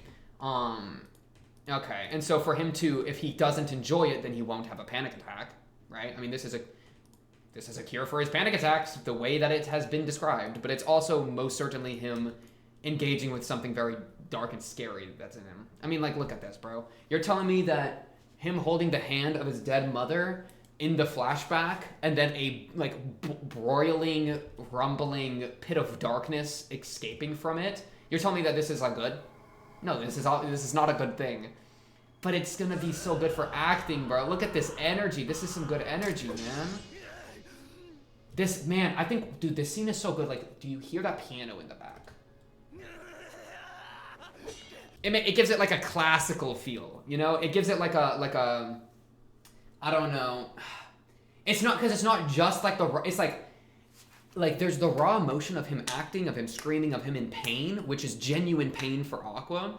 But like that crazy piano track in the back makes it me like kind of zoom out and be like, this is the fall of Aqua. You know, it's like I'm watching a statue crumble, and then this crazy classical piano goes in the back, right? I mean, that's kind of the energy. As opposed to if it was silent in the back, then it would be fully focused on his emotional pain that he's bringing to the surface. But it's not just that he has the pain, it's that he is like him utilizing it, and what that means for him, I feel like, is really brought to attention with like, I mean, that piano and... Dang, he kind of got them swings though, you know?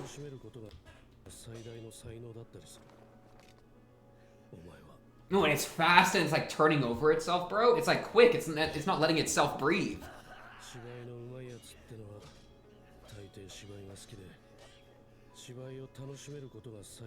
Yeah, it's like I'm not a freaking musician, but like it feels like it has like a normal length, but it keeps like kind of getting interrupted a little fast, so it keeps being like overtop itself, you know?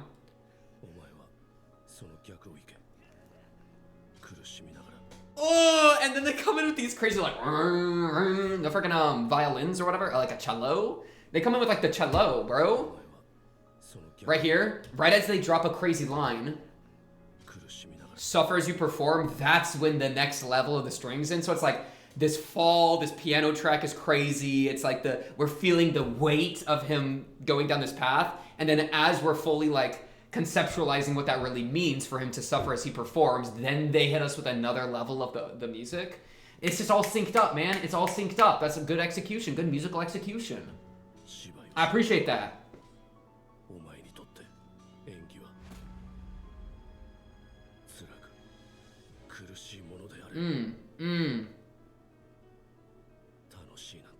Never again think of it as enjoyable is crazy. I kind of like it though, bro. It's not good for his health. It's not good for his well-being, right? I would never advocate for this position. Let me be clear. I would never advocate for this, but I'm in love with it. And it's beautiful. And it's so much more like this, Aqua's fall into like madness, let's say, is so much more interesting to me than Kana or Akane's like feeling good. And while Kane's a bit of a both, well, okay, let me put some respect on both of them. They got some trauma too, okay? But they're overall on like healing tracks, right? Kana's like got all, I mean, we could talk about her mother and like how that situation fell apart and how she probably blames herself, and that's what drove her so much to like step back in the acting way and be someone that is very conforming to the director so that she could get more work. It's all based on her trying to like take care of her mother because she feels like she's failed her mother, blah, blah, blah, blah, blah. But like now, don't blah, blah, blah that. That's some good cooking. But now, right, the arc where we're going down is, okay, but she's healing from that. Now she's learning to love acting again. She's embracing that. She's doing what she really wanted. She's healing. It's positive, right? A positive character arc is one thing. Great. Love it. Good. But a negative doom spiral character arc is much better for me. I like it more. I find it more interesting. I find it more engaging. I just think it's if executed well, listen, like, if executed on the same level, a positive and a negative character arc, I'm gonna want to watch the negative one, right? Because a fall into madness is crazy, bro. And that hits some deep core parts of the human condition, right? That people are like, usually we don't get to see this shit, right? I just find it fascinating, right? Oh, it's like that. I love misery. I love misery. That's the type of thing that, like, you lay awake at night and you just go like, what is even happening anymore? And you're just torn away out of your own body, as opposed to like the kind of stuff where I'm just like, yay, Kana, right? This is the type of stuff that like soul rends you, and I like being soul rent. Ooh, that voice acting's crazy right there. Again. This next one. One more. There's not one more. Okay, I heard.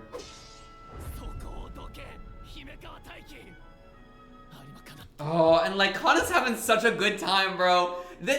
Shit, bro. It's so funny. It's so crazy. Kana had the most, like, look how happy she is. She's having a great time. Her eyes are brilliant. She's got these beautiful highlights, right? She is on top of the world. She is the sun, and Aqua over here is like the dark side of the moon, you know? It's just crazy. That dichotomy hits so hard, bro. The juxtaposition go crazy, man. What really does it for me is like sweat, but like I think there's tears in here too, man. I don't know actually about the tears. Nah, I don't know, bro. It's probably everything, bro. Every bodily fluid.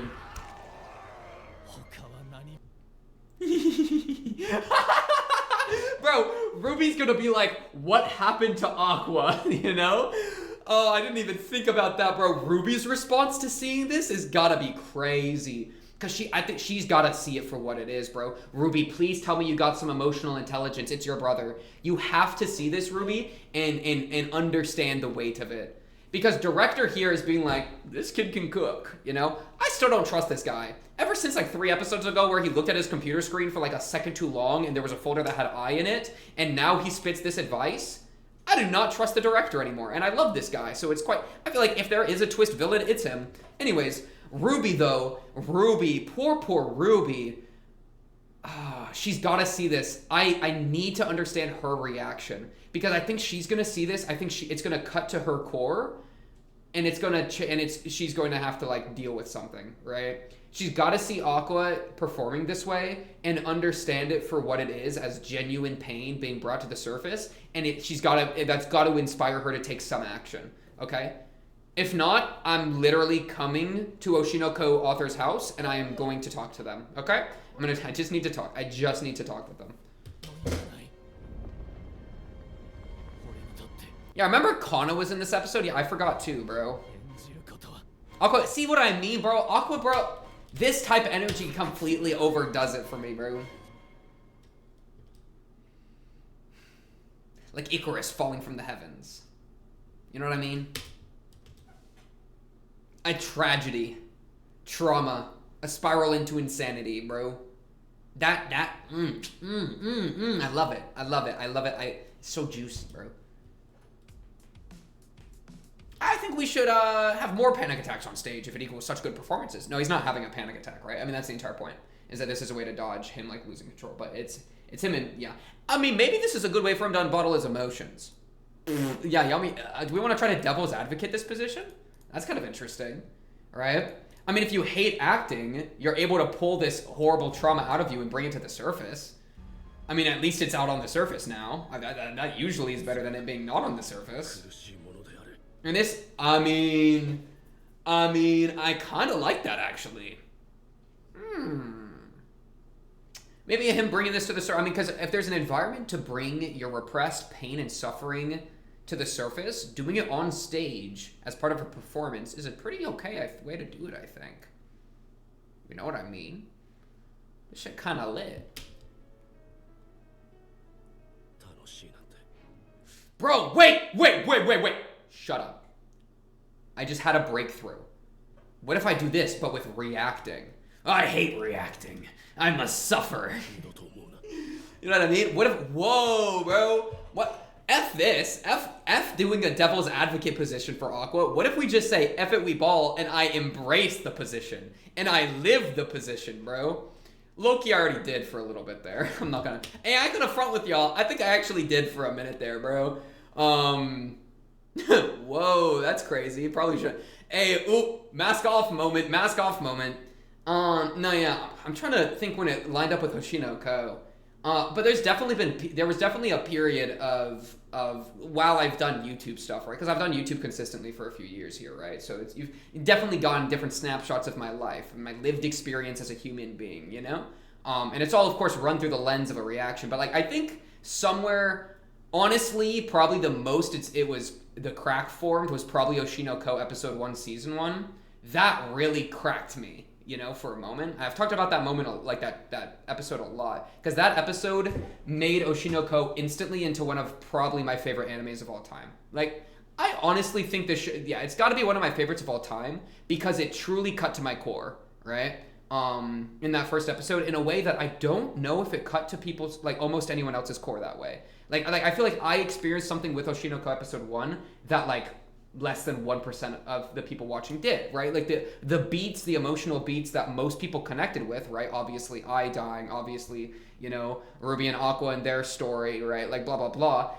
That did not get me nearly as much as I herself and what she was, right? Like there are other elements that, like, fully captured me. And I do think probably during that period of time, your boy was in a rather crazy mind space. And I wonder, like, if I ever, like, told myself that I hated reacting and tried to make that into a fuel, right? I was definitely doing that in other parts of my life. I'm trying to understand. Man, I'm introspecting like crazy right now. That's the thing about this show, bro. Oshinoko is slept on. I got a feeling. I just got a crazy feeling that I don't know. Like, please tell me I'm wrong. But, like, other reactors, how can you react to this show when this is a show about, like, creation and is about performance? All right? Reactions performance. I'm gonna tell you, all right? It's a performance of experience, okay? If you just sit there and experience it, find me somebody that when the camera's not on, they pog at the TV the way that reactors do, all right? They exist, but now do it consistently for every episode. Commentate on everything, right? People don't do that shit unless the camera's rolling, okay? It is performance. For, I think, the vast majority, at least, right? At least for me it is, right? I could ascribe that onto others. I probably would, but, you know, I don't know. Maybe some would disagree with me, and that's fine, because I'm sure it probably isn't like that for every soul. But honestly, I would say most are performative, if not all, right? Let's say most, right? How are you supposed to watch this shit? How are you supposed to watch, like, and not feel seen? Okay? How can you not break the fourth wall constantly? Because that is what makes this show so good, okay? And I feel like I don't know if anybody else gets it. I don't watch other reactions, okay? Because I can't anymore. I used to love watching reactions, and I stopped when I started doing it because I couldn't anymore. You know?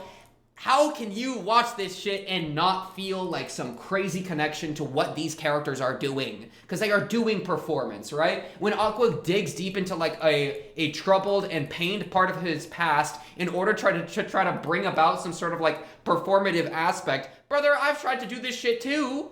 It's shit hard, man. It's fucking hard. You know, like it's crazy, bro. I didn't talk about it because I didn't want to, because I was scared. I was scared to talk about it, but now I've been inspired, okay? Aqua's entire thing, I am recording, right? On my camera's rolling. Okay, good shit. Aqua's entire, like, thing of being like, I'm expressionless, I'm withdrawn, and I'm trying, and then, like, now he's engaging, he's dancing with demons, he's dancing with his inner pain, his inner suffering, and he's using that to, like, unbottle himself, right? So it's like, he's expressionless, he's emotionless, and then he digs into something dark inside himself to be more expressive, to bring about like a better performance, whatever. Brother, I try to do this shit all the time, okay? I've tried to do it within videos too, right? I will literally I will literally be watching a sad scene and I will think back to that's why I try to immerse in these shows. That's why I constantly talk about myself, much to my better, to not listening to my better judgment, because I don't think that's what most people are here to listen to, right? Which is fine, because, but the reason that I constantly try to bounce these shows off of myself is because I'm desperately trying to do what Aqua's doing here. I'm trying to pull what's inside of me out, right? Because I'm trying to perform. I'm trying to feel emotions. And the best way to act an emotion, I think, is to feel an emotion. Okay? So when Aqua's doing this shit, I am Aqua. Okay? I've been Aqua. I'm currently Aqua. I'm all of these things, And so I can't, the other people, please, okay, because I'm not gonna go watch a bunch of reactions. Tell me how others are responding to this shit, okay? How are you, okay? Are you a performer? What type of shit I don't know if I'm alone in that, So when I start yapping about it, I feel freaking crazy. I feel crazy. But man, is it not literally how I've been, where I'm, I'll get slightly personal for a minute because we're already freaking there, because I blinked and now we're here, right?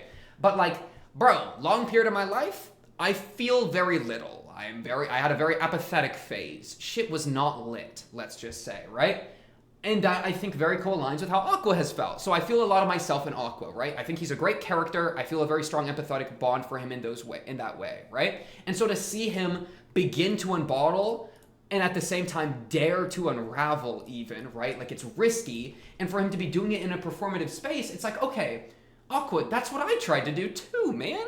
And it was crazy. I mean, a lot, and one of my favorite analogies, not analogy, but ways to describe this kind of sensation or whatever, would be the game Needy Streamer Overload, all right? I played it on stream a freaking eon ago, right? Needy Streamer Overload. The little streamer girl, you take care of her stats and you do things, right? One of her stats is called Mental Darkness. And if, mini spoiler for one of the routes, if you ever get her mental darkness to 0, she quits streaming. And I found that so fundamentally fascinating when I watched that.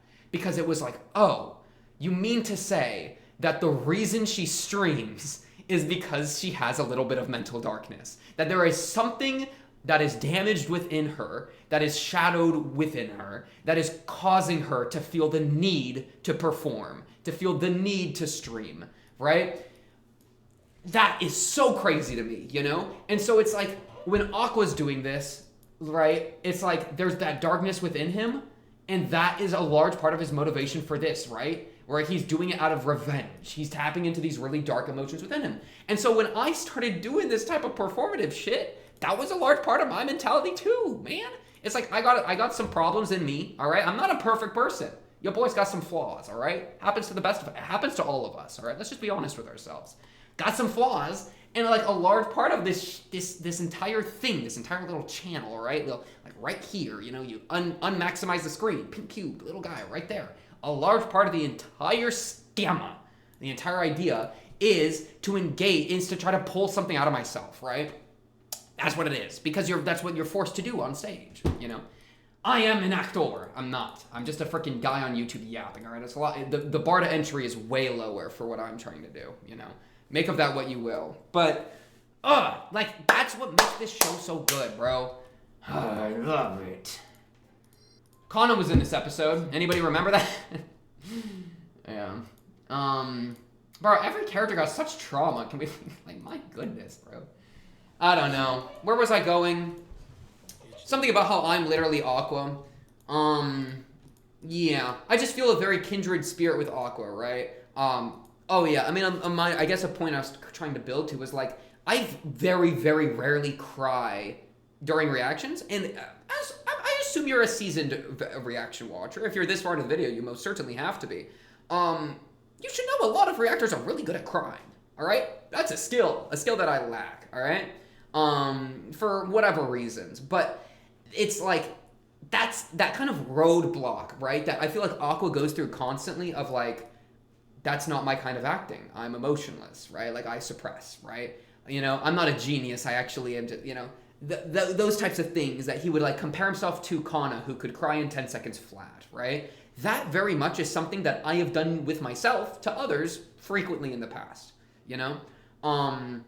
where it's like I am like in some way out of touch with that emotional aspect of myself, and that is hindering my ability to perform in the way that I am trying to, And so it's like, how do you solve that? Well, you got to dig into whatever thing inside you is either in the way or whatever makes you feel that kind of way and rip it out onto the surface, And very rarely have I been able to do that, I think the only time I've ever been able to do that was not on camera. It was elsewhere in a D&D game, bro. Whenever I'm role-playing a character that I've created, that's whenever I can really get into the element, which is ironically probably more aligned with what Aqua's doing than like reacting, Reacting's kind of it's I think there's a lot of connection to be made in performance, but specifically embodying a character, for me at least, has been probably the way that I've experienced the strongest emotions. You know what I mean?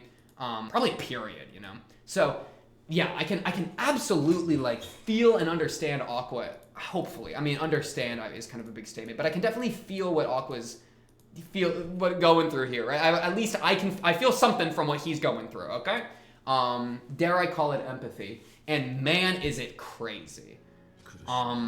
Suffer as you perform is a absolutely fascinating idea that I romanticized for a period, Because how can you not, right? I've definitely felt horrible, looked in the mirror and said, keep feeling that way, and then gone and attempted to work on something creative, That I've done this. And if you haven't, then you probably shouldn't try, because I think it's bad. But I also think it works, which is why it's so bad, okay? Because if it works and it hurts you, then you're going to be really tempted to keep doing it, bro.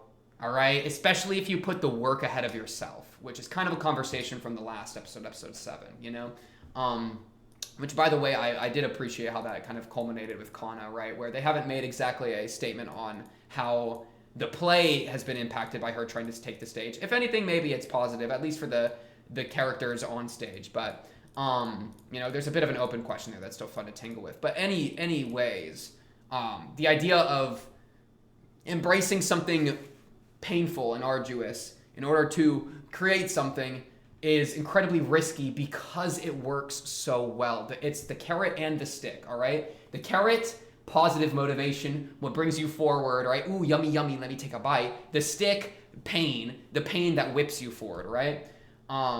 You light the fire behind you and you chase the gold, Both work. But I have made a vow, okay? I have made a vow to myself, and it is the same vow I would prescribe unto all others, that you should never let the negative control you. Banish it, okay? If it's there, you have to be so incredibly careful with using it as motivation, as fuel, because you do not want to let yourself become addicted to it, okay? Never let yourself suffer for the sake of anything. Never give it a seat at the table. It's never worth it. You should always take care of yourself first. That's the step 1, okay? So when it comes to motivating yourself, I always say positive now. That's where I'm at now. If there is the negative and you do want to try to tap into that, that can be fine. I mean, better to tap into it than to let it stay untapped, but never let it exist because you're tapping into it. You have to be ready to get rid of it, all right? You should always focus on creating positive motivations, That's where I'm at in life. Be motivated by what you can become, not what you're trying to run away from. That type of energy. Because if you're trying to run away, I think it'll follow you. You'll need to keep running. You'll always have to have something to run away from, right? For Aqua, he has to feel this burning revenge within himself to get to continue acting now, all right? Until he finds a new source that he can act from, right? He's made friends with the darkness, so to say. All right, well, that was a lot. I was just yapping a lot there. This is a great show. This is what this show makes me feel. It's something that this show makes me feel that I don't feel from other pieces of media. And that's what makes it so dazzling. That's what makes it so brilliant to me. That's what makes it so real to me, And it's so hard to sit here and yammer about, like, me, because who gives a shit, right? Kinda. But, I mean, I'm just, you know, I'm just trying to be honest, man. Alright, that's me trying to be genuine type. I'm just having such a good time, bro. The animation go crazy, bro. I love the way they did her highlights. Or like even like look at this, bro. I love like it's all white, like white lighted. Like the laces of her boots are like white bordered. It makes her seem like neon, like translucent, like all that energy. And I really like that energy. It's so fun and lifting and like it's man, it's like affirming. It's a very affirming, and so I love affirmation, bro. But some part of me is still so fascinated by like the darker side and the suffering and all these things, you know. But man, I mean, its intoxication is crazy, and I don't know. I think one should never become friends with it, for I fear what it would do to you, because you deserve better. You deserve better than to suffer for any reason, you know. Even if suffering gives you something, it's not you deserve better than to suffer. You deserve all the joy and happiness in the world. All right? You deserve to be Kana here. You deserve this is what you deserve. You deserve this. This beautiful, sparkling. This kind of gave me Melt flashbacks a little bit. The comments raining from the sky, this beautiful thing, dazzling, shining like the sun, right? I mean, it's pure radiance, it's pure positivity, it's brilliance. It's her, I mean, being so content with herself and so content that she broadcasts it into the world, and the world affirms that, right? That's what everyone deserves. Everyone deserves to feel like this.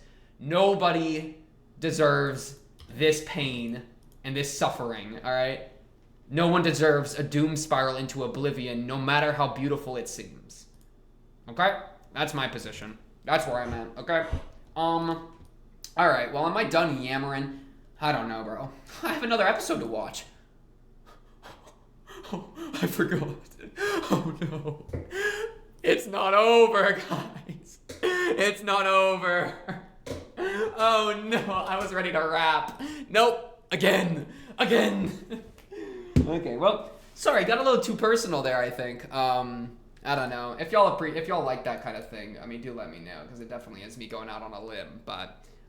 you know, hey, because if y'all prefer me to just be happy, I can be happy, performance, all right, mask on, but the mask is still me, shout out. All right, anyways, I'm just yammering and being all, like, poetic, because I'm trying to sound cool. Episode 9, who cares about sound cool? Okay, it's a YouTube video, like the video, all right? Let's lock ourselves back in episode 9, let's get going in, a 3, a 2, a 1, bang. All right, we don't gotta pretend to be what we're not, all right? But we can be anything we want, chat. Okay. Let me fix you up. Bro! This episode's about to go hard. I already know it. You know what I'm saying? I'm excited. I think I'm excited. What do you think, heart? Alright, well, tried to talk to my heart and everything fell apart. Whoa, that rhymed. Alright, lock in. Actually lock in. Enough. Aqua, I love you. This is why Aqua's the GOAT, bro. Right? Aqua's a very troubled person, but he's a GOAT character. He's a GOAT character. And the really funny thing is that this shit been coming, alright? This fall from this like pain that he's going through, yeah, this shit been coming for a while, alright? None of us should be surprised. I'm definitely not. What's Ruby gonna think of this, bro? I hope Ruby can understand it for what it is. At least, okay, that shot of Akane being like, oh, that was just contextualized because the last episode we just watched was her like seeing the Kana being all lit. Aww. Ruby! I need Ruby, bro. I need Ruby. Okay. I'm excited. This episode's about to cook. Alright. Give it to me.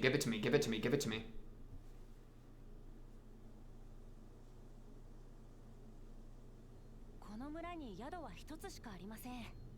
一度チェックインしてから村を散策するといいでしょう。 Like a premiere showing? Oh my goodness. Eyes alive and talking. This is crazy. It's been so long. てるんだよ。本当にすごいよ。アクアならきっと誰よりもすごい役者になれ Ruby る。 is passed out. That's crazy. He's channeling that, bro. Feral Aqua hit different. Claw him, claw him. The mirror. That's pretty cool for a second there. The blade was like a mirror to him. The wires. Dude, he's actually a feral animal. That's crazy. That'd be so hard to act. You'd have to really get... Yeah. He's scary. Pitiful, that's a good word. That's such a good word.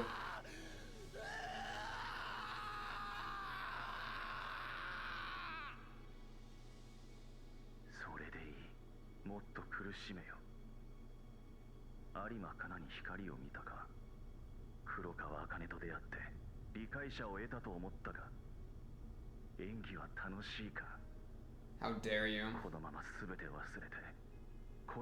Yeah, you don't deserve something like that. Oh, the darkness, bro.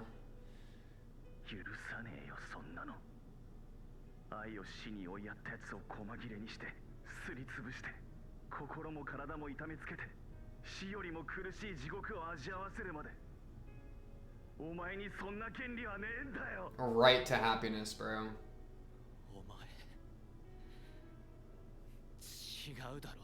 Oh, he's fighting back against it now.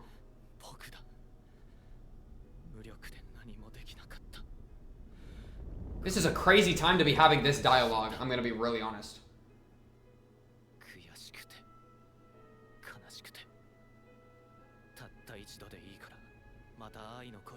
Wait, is he healing by bringing this all to the surface right now? Wait, the Devil's Advocate position is lit?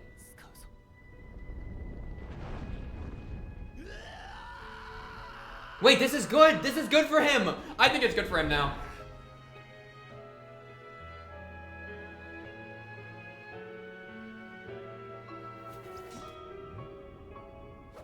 Like, he saw it for what it was, like an agonized child, bro. Oh, this music's so good. It reminds me of, like, Clarity of Lune, bro.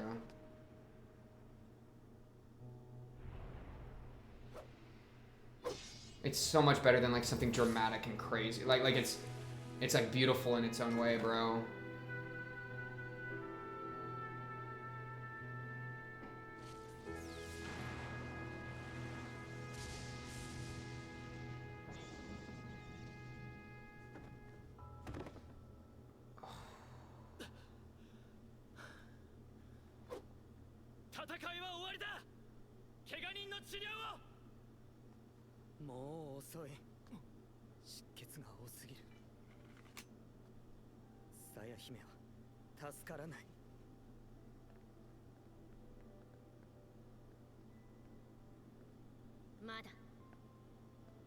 I love Aqua. Oh yeah, doesn't she get saved? Oh, that's gonna be so hard. That's right. That's gonna be so hard from that. Right, that's how she got. Because remember, Kana got healed? That makes sense. Yeah.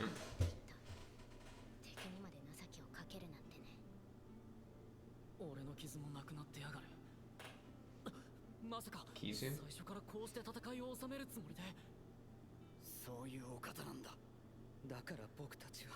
Can we spread the wounds between, like, all of us to bring her back, bro?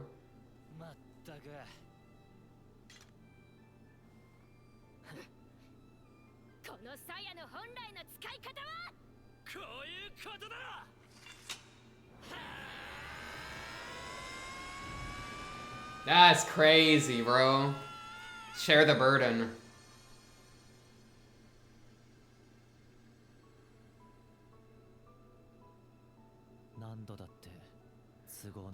Dude, good. Aqua is actually, I think, healing right now. That's so crazy.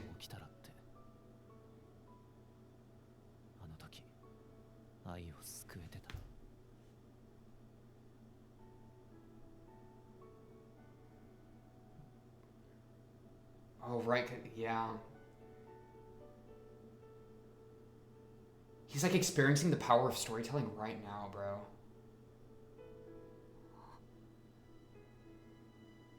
Aww.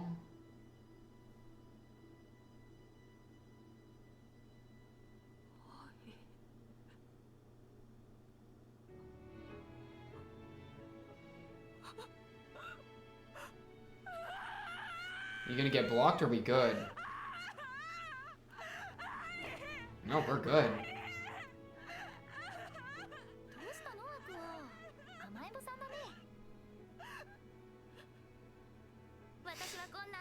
Yeah, okay. I mean, yeah, you know what, you tell him. You're right, I won't fight that. You're absolutely correct. But now you're like able to live that out a little bit, you know? Oh, he did just do it IRL. Aww. I was wondering if it was transferring to, yeah. Wait, okay. That was great. Holy shit, it went really well. I'm amazed that went so well. I was terrified that he was gonna like lose himself in there. But no, like while he was losing himself, he was unbottling it, man. The devil's advocate position of like, maybe this is good for him was absolutely true. Good shit, Aqua. I mean, still, I think risky, but it worked. I mean, totally worked. Aw, put some respect on Nkana. Aw.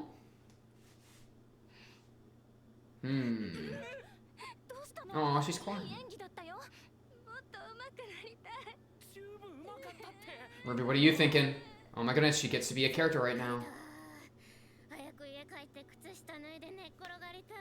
Rare moment. Where's Aqua?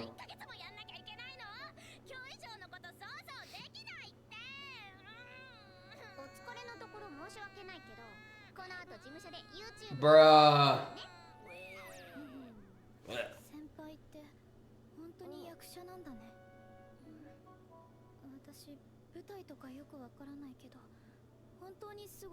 Dang, I'm so Aqua just things are so up right now. I feel like something's about to go horribly wrong.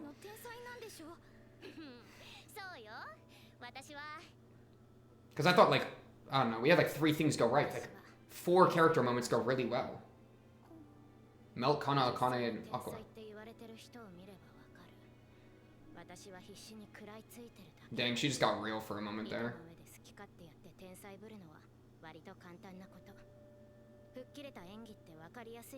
Mmm.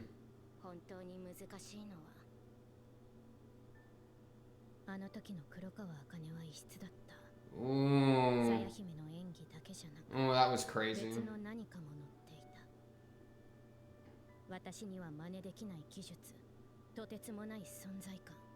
The shadow of eye is crazy there.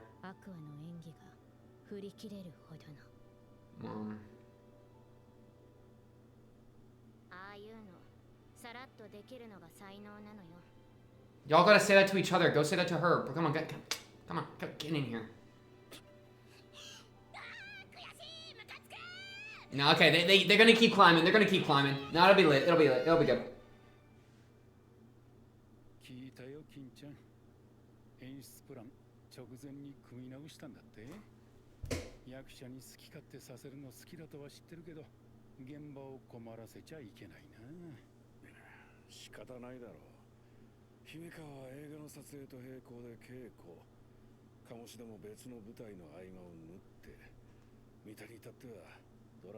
Bruh, these people busy.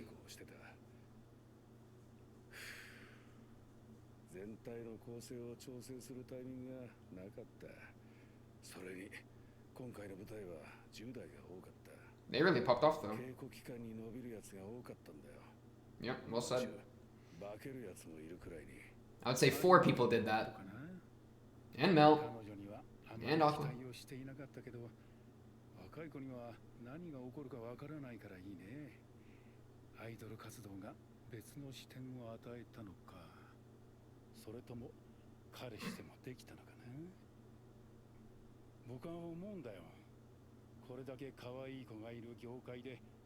その中でも特別に可愛いと言われる子が生まれるのはなぜなんだろうって。なぜなんだ。ズバリ可愛さの説得力さ。有名なアイドルグループに所属していたり、何かの賞を取ってる子は実物以上に可愛く見える。Yeah, because now they have like the aura. 私は特別に Yeah, they're like idolized. Oh, hence the word idol. Yeah, yeah, yeah, yeah. 僕はそれをスター性と呼んでいる。あの時の彼女にはそれが。Yeah, absolutely. もし有馬かなが本物なら。Larger than life personalities, right? I mean, at the end of the day, they are alive. You can't be larger than life, but they really feel that way. 金ちゃんはどの子が有望株だと思う？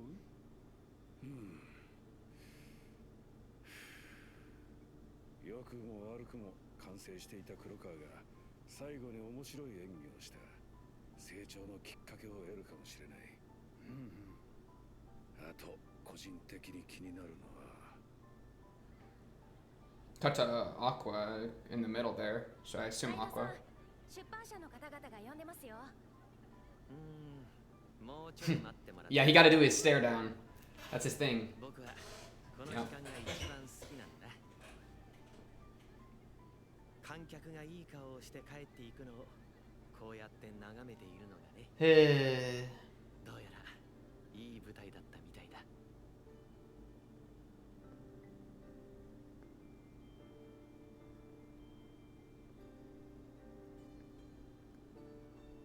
Where's Aqua, bro?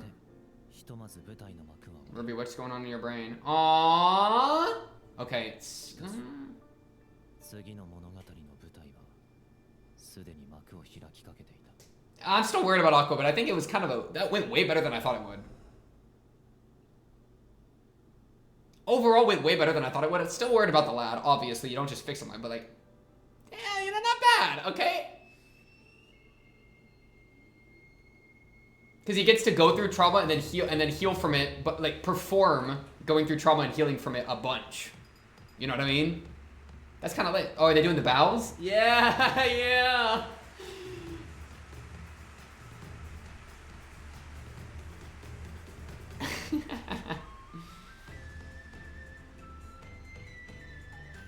Bring them in. Oh, they're chilling on the couch. Oh, these people lit. Yeah, melt, melt, melt, melt, melt, melt. My goat, my goat, my goat. I'm gonna be really, like, his moment was maybe my favorite. And I know that's crazy because Aqua's just maybe Aqua and him had the two best moments for me. But his moment was so unexpected that it absolutely knocked me off my feet. So I might give it to Melt for like, that's the most I got so hyped, bro. I love Melt. Because I've been jokingly investing in the guy for so long. That shit was so good. Aqua cooked though, obviously. Shout out my boy Aquamarine.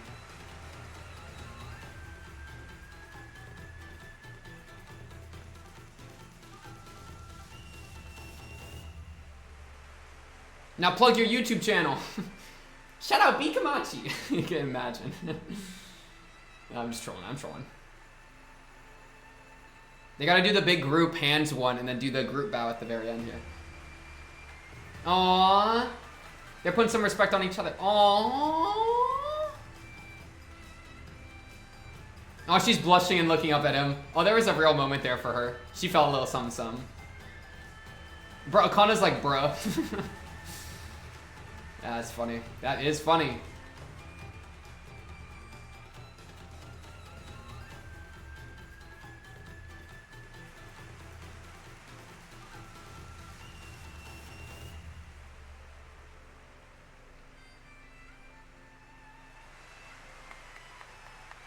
Biko having a great time. Oh, she locked in. Aww, I'm so I'm just glad that she had such a good time.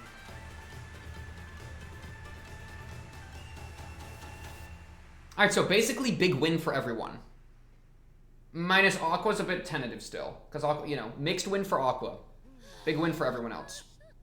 Overall win.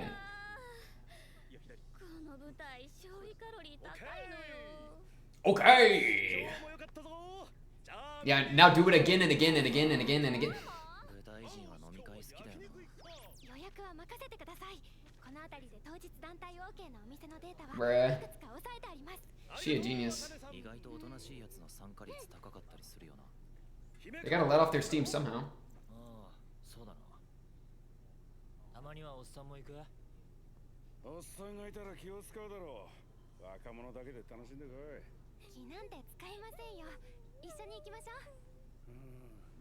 He was the one that's supposed to spit some crazy bars to Aqua, yeah? こういう飲み会とか騒がしくて苦手なのよね。アクアはどうするの？私は帰って休む。 I'm going too. Yep. Classic. You ain't tricking me with that, Kana. だからね、役者も一人の作家であるべきなのよ。その場その場。 Ginger ale. Okay, I was about to ask. You are underage, aren't you? But I didn't know the drinking age. でもそれは演出家の仕事だろう。そうだけど、ダメな芝居なら行ってくるでしょ。チャレンジングな芝居は必要。 Akane would be the one to cook all the meats for everyone else. どうぞ。 She motherly like that. Shout out I. 結局盛り上がってるじゃねえか。 Yeah, was this like Korean barbecue type? 金田一敏郎、ラララの Yummy. 代表兼演出家で、この劇団に長く席を置いている。そこだろうね。愛が恋をして。 Yep, back to this, back to this. 隣、いいですか？ Yeah, he's gonna try to fish for information. Okay. I'm scared. このまま千秋楽まで気張れ。ありがとうございます。金田一さんってララライにいつ頃からいるんですか？最初からだ。ララライはもともと演劇専門学校で芝居をやってた奴らが自分たちでサークル演劇を立ち上げたところから始まった。俺も立ち上 They're げた making L's, bro. 演劇学校の演劇とサークル演劇って違うんですか？まあ学校によるが、専門学校は教員主導、サークル演劇は OB や外部の講師を自分たちで呼ぶ。やりたいことをやりたい身勝手 He's still got the ginger ale mark for her drink. Bro, I know it's ginger ale, bro. Sorry. ワークショップで集めた人材使って何公演か回して、まああれは失敗だったかな。もうやらん。失敗ですか？詳しく聞きたいですね。 Nope. 若い頃の失敗だ。詮索するな。教えてください。ダメだ。子供にするような話じゃねえ。 They have to do with I? He's thinking it. 任せろ。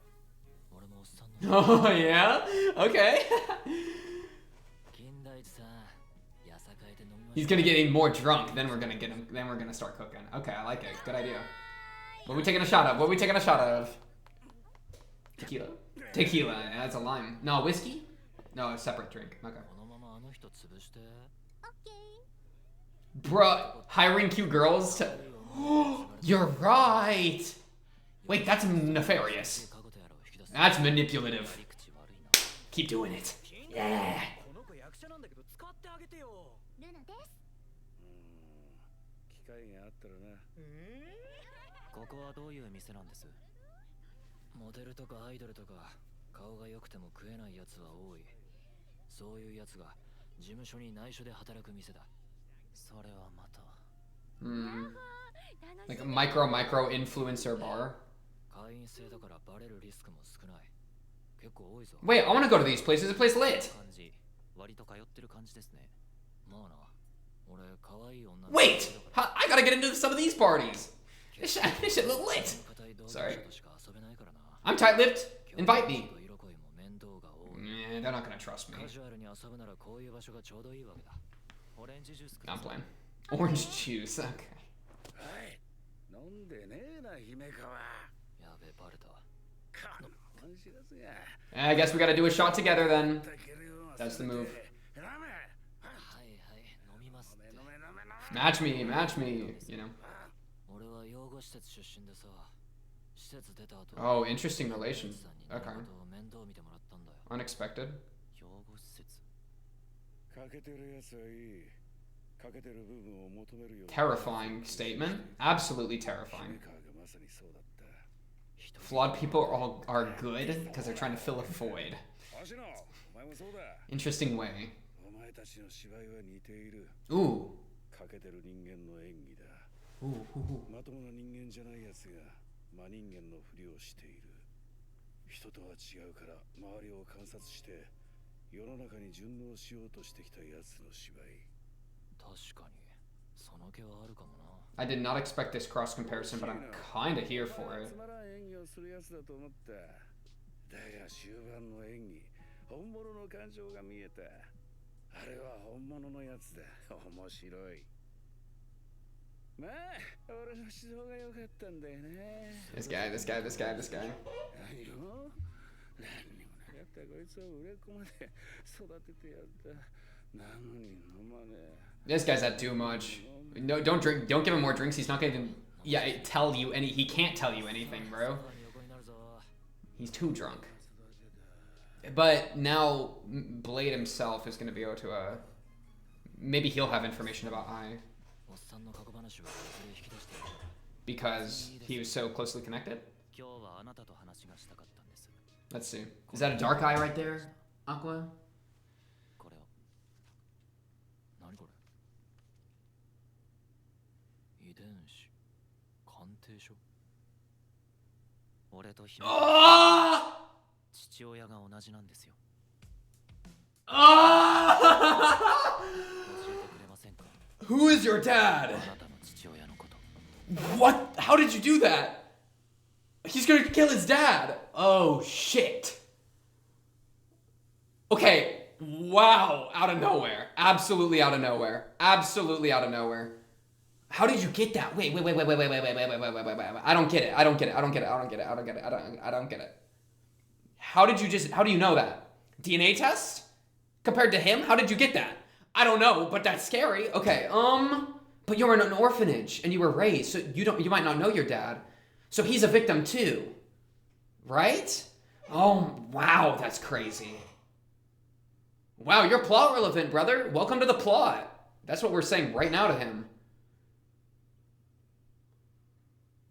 Wow, okay. Uh-oh.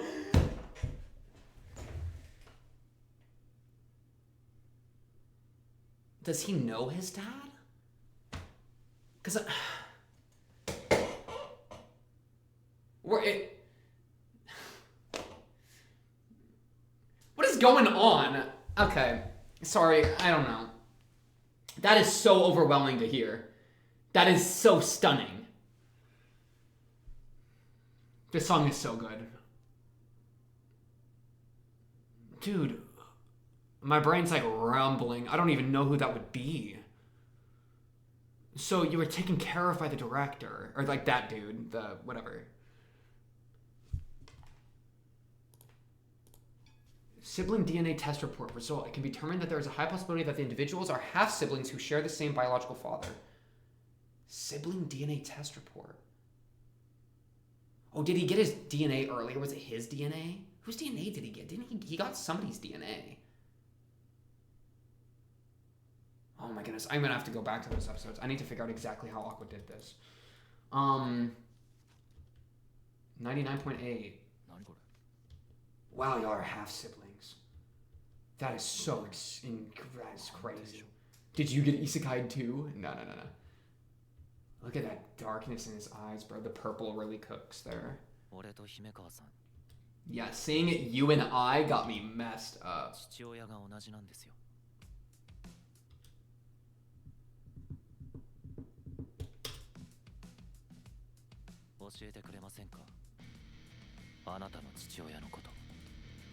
Okay. Okay. Wow, lock in for a second. Browse subtitles. What do we know about him? I nurtured this kid with nothing to his name to a start, and yet he won't drink with me. We just need to know everything about him and his relationship, his family right now. That's what we need to know. The comparisons between, right here. I spent time in a children's home after I got out. Homeboy looked after me in more ways than one. A children's home. So a children's home, I assume, is an orphanage of sorts? Like you know, like you're not in like with your parents, you're instead with like a group home. Terrifying. Okay. So you're the dad. And I assume, okay, I kind of assume that the that the story they were trying to get out of him was like, let me find it here. Holy crap. Let's see, somewhere in here. Yeah, so a mistake. It was a youthful blunder. It's a story it's not a story for youngsters. So I assume it was maybe whatever got I pregnant, right? So like, La La La got to start with a bunch of people, was originally performed at the theater code. It was a difference between blah, blah, blah. Founded by self-indulgent folks who wanted to do their own thing. It was tough getting members at first. We used to get people through our workshops and put on a number of performances. That was a mistake. Okay, so maybe the way they got people through their workshops got them a problem person that then had caused a youthful blunder that was not a story for youngsters. That sounds like sex to me. Bada boom, bada bang, I's pregnant. Wow. So I assume that that's what's going on there. And then that same person at the workshop would be this guy's dad. I guess. What? That is so unexpected, because if you were raised in a children's home, that means you weren't connected with your parents. But his dad, so he was put in a children's home. That means he's not connected to his parents, right? I guess I don't really know. And then he got into like the showbiz. But then his dad connected with I. And then boom, bada bang. Yeah. So his dad both spawned him, who then went into showbiz, and then also got with I, who was in showbiz. Which makes me... And then the youthful blunder... Maybe that's how Kindachi-san, the freaking guy right here, maybe that's how he was even connected to this kid in the first place, is that like the youthful blunder made this kid get born, and then bada boom, bada bang, and then he he was already invested in this kid when he was being raised in the children's home or something. So maybe it was like some crazy guy, like some dude that like joined the squad, the theater company or whatever, the theater group, and then got a bit freaky with a couple people, including his mom and I. And so he gets born. That gives Homeboy a reason to be connected to that. Kindaichi-san to be connected to that. And then also gets with I, because obviously the dad needs to get with I.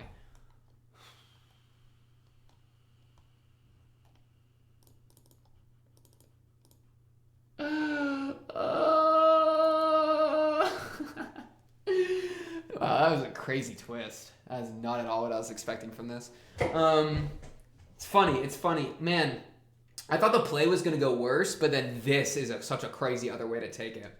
So, feels good, man. But also feels really scary, man. Because this... Okay, so back to, like, Aqua, right? Like, because we can't really do anything else with the father thing, I don't think. I don't have anything for that. Other than, holy crap, that's crazy. Just cliffhanger, you know? But yeah, Aqua, like, living out a fictional version, so to say, of, like, Ai's death, but then living out a fictional version of Ai coming back to life in a way that the person that's playing this Ai character is his girlfriend that is really good at pretending to be Ai, because, you know, let's just make Aqua's relationship with Ai even more confusing, right? Because there's, like, it's obviously super confusing for Aqua. But yeah, so like him living out that pain gives him a way to bring that emotion to the surface, which means it's not bottled up, which I think is good. But then for him to be able to live out the good ending, that's healing. Yeah? I mean, like that gives him that's positive. So, and look, the light in it is Ai is bright again. It's not dark. So in this moment of acting, I don't think he's suffering, is he? There's no way he's suffering here. I think this is him genuinely being, like, feeling positive, like, relief. Which isn't suffering. And it's so strong that he's not even feeling guilty about it. But yeah, I'm honestly kind of amazed that this conversation happened in his first performance here.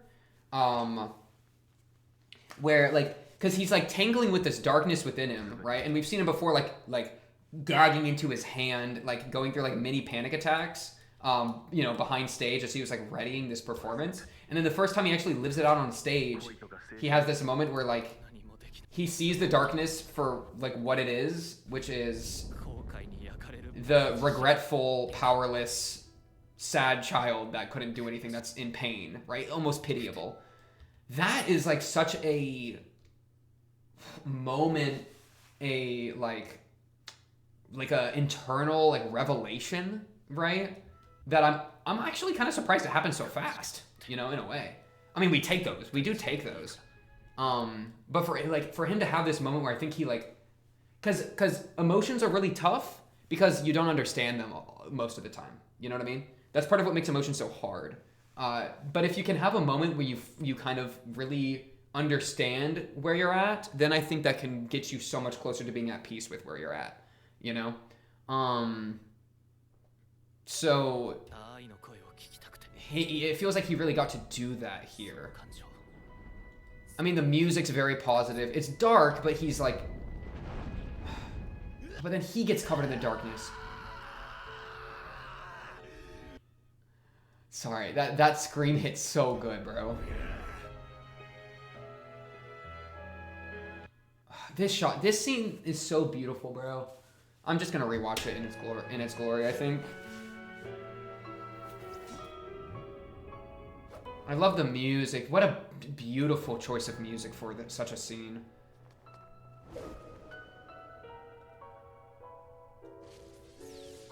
A beautiful piano track. They really foreshadowed the claw really well too. Or I think earlier. Ugh, big cut.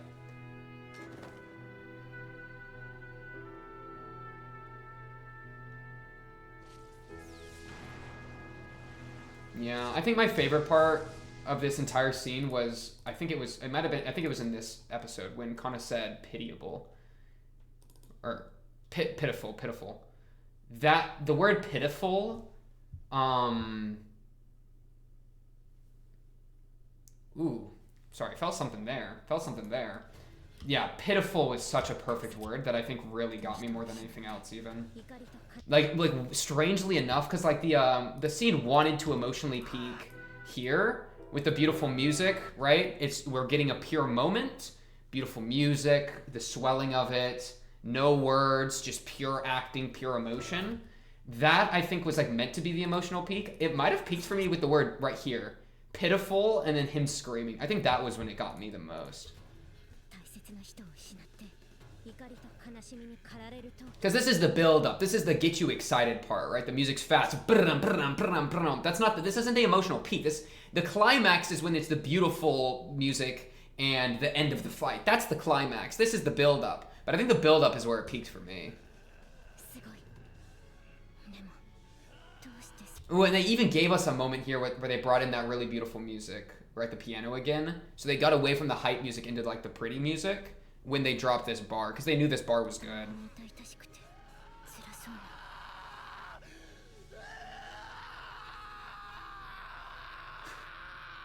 Dude, I love that shit so much.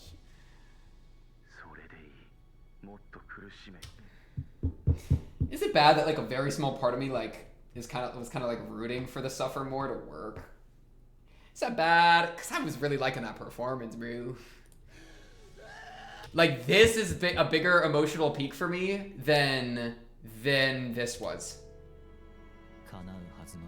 Am I wrong for that? Because this is kind of the climax, or like even like the end of the fight is like the climax of the story, but like him running and hugging Ai and like getting to be that sad child and the relief washing over him, right? Where he finally gets that wish that he's wished for so many times in a fictitious manner. But I mean, that is the power of storytelling, right? That's why any of this shit that I'm doing matters, right? Watching these shows, you know? I've had such an issue with that recently where like, I haven't felt the drive to watch media, to engage in media, because it's like, it stopped cooking. It stopped hitting for me deeper, you know? And it's like, I needed a bigger hit, you know? I feel like I needed to actually create media. I mean, tangent, but like the question that I'm posing is like, what does media matter? What does like the consumption of story matter? What does storytelling matter, right? And for me, right? I've watched shows all my life. I'm sure all of us have. But then there was a point where like I wanted to take it further, right? I wanted to engage with it deeper. I wanted to make something more of it because it wasn't enough as it was. And so I started doing the YouTube thing, right? It was like, okay, let me talk about shows. Let me force myself to engage with them more emotionally, force myself to engage with them more deeply, right? Engage with others of a similar mindset. Let me create something as part of the process to add more to it because it wasn't enough, right? And then as I've done this is episode, I think this video that I will post will be video 751. So I've done this quite a bit. And as I've done it, I've started to feel the same, right? I've started to feel the same as I originally did, where it's like, I don't know if this is enough anymore. I don't know if I'm really scratching the itch, right? I don't know if it's cutting to my core enough, right? I don't know if storytelling is doing it for me anymore, even in this format that I'm engaging with it in what I thought to be a deeper and more like impassioned way, right? Doing it like in a reaction format, right? Even then, it started to escape me again, which is why I've personally turned to a lot of writing. I've done a lot of writing and then a lot of like D&D, honestly, right? Collaborative storytelling with emergent storytelling that is based in improv, that is based in embracing roles yourself. That's really where I've kind of turned to as an outlet of that thing that originally has kind of been sought here, which is all to beg the question, like, why do we do this? Why do we consume stories? Why are we doing any of this, right? And I think Aqua here is living one of the best answers to that question, where it's to like feel something that you feel, that you have within yourself that you can't feel, that you're struggling to embrace with, like those emotions that are locked away. This is a way you can engage with them. It's through story. It's through, right? Like he gets to live out something that he has longed and wished for so long. How could that not be so incredibly emotionally compelling for him? Right? And so he's living that out, and it's funny because even for Aqua, it's like there's a difference between the audience doing that, right? Where the audience is doing it vicariously almost, right? Where they engage with the story and they watch it and they maybe immerse themselves in the characters, immerse themselves in the world, and then they get to feel those emotions that perhaps otherwise in their life they struggle to feel, that are maybe bottled away, whatnot, you know? But it's funny because Aqua is the example of this that I'm using. Aqua is the person that's actually like, that we're seeing the profound effect of storytelling on, but he's not even just consuming it, he's participating, right? And that's where I've been struggling recently, where like my participation in media originally wasn't enough in a casual watch, so I accelerated it into this reaction format, and now I've started to struggle with it yet again, and so I've turned to other things that are that I'm a much more active participant in, because it's necessary for me to get the same hit, right? I've gotten too used to consuming media that has gotten like, it almost feels like too easy to talk. And you know, you can always get better and engage with it in different ways, but like the active participation that Aqua's doing is something that I've been personally chasing a lot more recently. So yeah, I mean, it's the power of why we even do any of this, right? Why do people create stories? Maybe it's the same reason as why people engage with them otherwise, you know? For this is why Aqua is living it, you know. And it's funny because Aqua's a character in a story. I mean, that's the beautiful like meta aspect of this show, you know. It makes those questions like so easy to like think about. But it's like, you know, why did Aqua's character get written? You know, why did I as a character get written? You know, I mean, this story of Oshinoko is like, it's been very upfront with like different critiques, different analyses of idol culture, of writing manga, you know. And it's funny because it was originally a manga, right? And we've seen characters, mangakas, complain and struggle with writing manga. And so it's like what you can't help but wonder, like, why are you writing this? I mean, you're writing this because you have a story to tell, and it's like, surely I can't help but wonder, like, the mangaka, the creator of Oshinoko, you know, what is compelling you to participate in this story? That, I suppose, gets asked, right? In the same way that I would wonder why, like, Aqua's participating in this. We're seeing why Aqua can. So I almost want to extend it all the way to the author of Oshinoko. And, you know, in that crazy way. 私はこんなんじゃ死なないよ。 Yeah. For that dream that can never come true. That's a really beautiful sentiment too. For that dream that can never come true. I quite like that, bro. That's a good line. That's a good line, bro. What's the context of it? Let me get the build up. What's wrong, Aqua? You're such a baby. Something like that won't kill me. How many times did I wish for it? For that dream that can never come true. But like he gets to experience some of it, and I think that experience can be extraordinarily healing, you know. But yeah, it's so funny because as much as I'm saying like it's healing, and I think it's like, I don't know, the way it feeds into the very question of like engaging with media and the manner of your engagement with it, is where like I currently have been a lot more. So it's, I don't know. Once again, Oshinoko has done it again. I feel incredibly seen, you know. Love this shit. Man, give me the pitiful line again. This part. This is the peak though for me.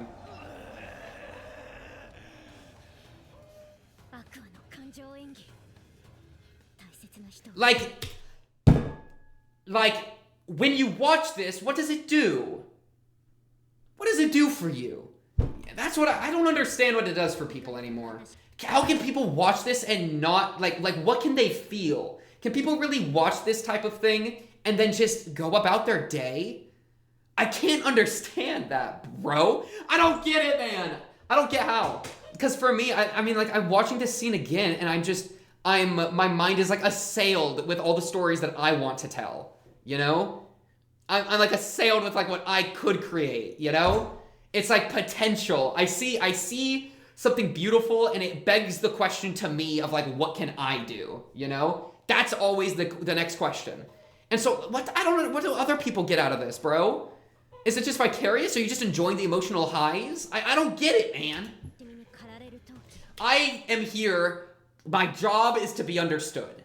I verbalize emotions, right? So that people can empathize with them, so that they can vicariously live through them. That's kind of my role here. And I also try to bring about whatever, like interpretations in an understandable way for other reasons, so people can harbor a blah, blah, blah, a deeper interest in the show, or maybe they just want to see me pog, right? So they can vicariously feel that emotion too. What are we supposed to do with Aqua though, right? What are we supposed to do with the show? What is it supposed to inspire? What is it inspiring you, man?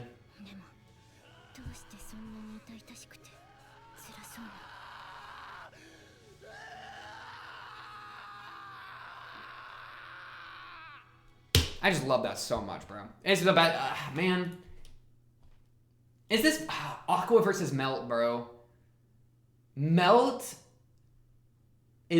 Melt scene was so phenomenal because I think it was probably the best executed thing because the whole scene with the animation and all the stylistic choices and the music and all of that and the way that the meta layer of I didn't expect Melt to be getting this level of respect, and that's the entire point, is that no one expected this of Melt, you know? That was probably my favorite executed thing, but this might be mine. The Melt stuff was exceptionally cooking. Aqua being called pitiful here really does it for me too.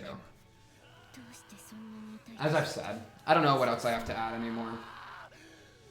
What more be said? What more can be said? What more do I have to say?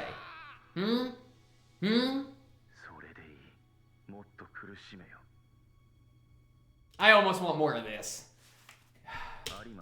I almost want even more suffer more, bro. Because that performance was so good, bro. And then he's like forced to pull out of it. Yeah, I think I'm done. I think I'm done yapping.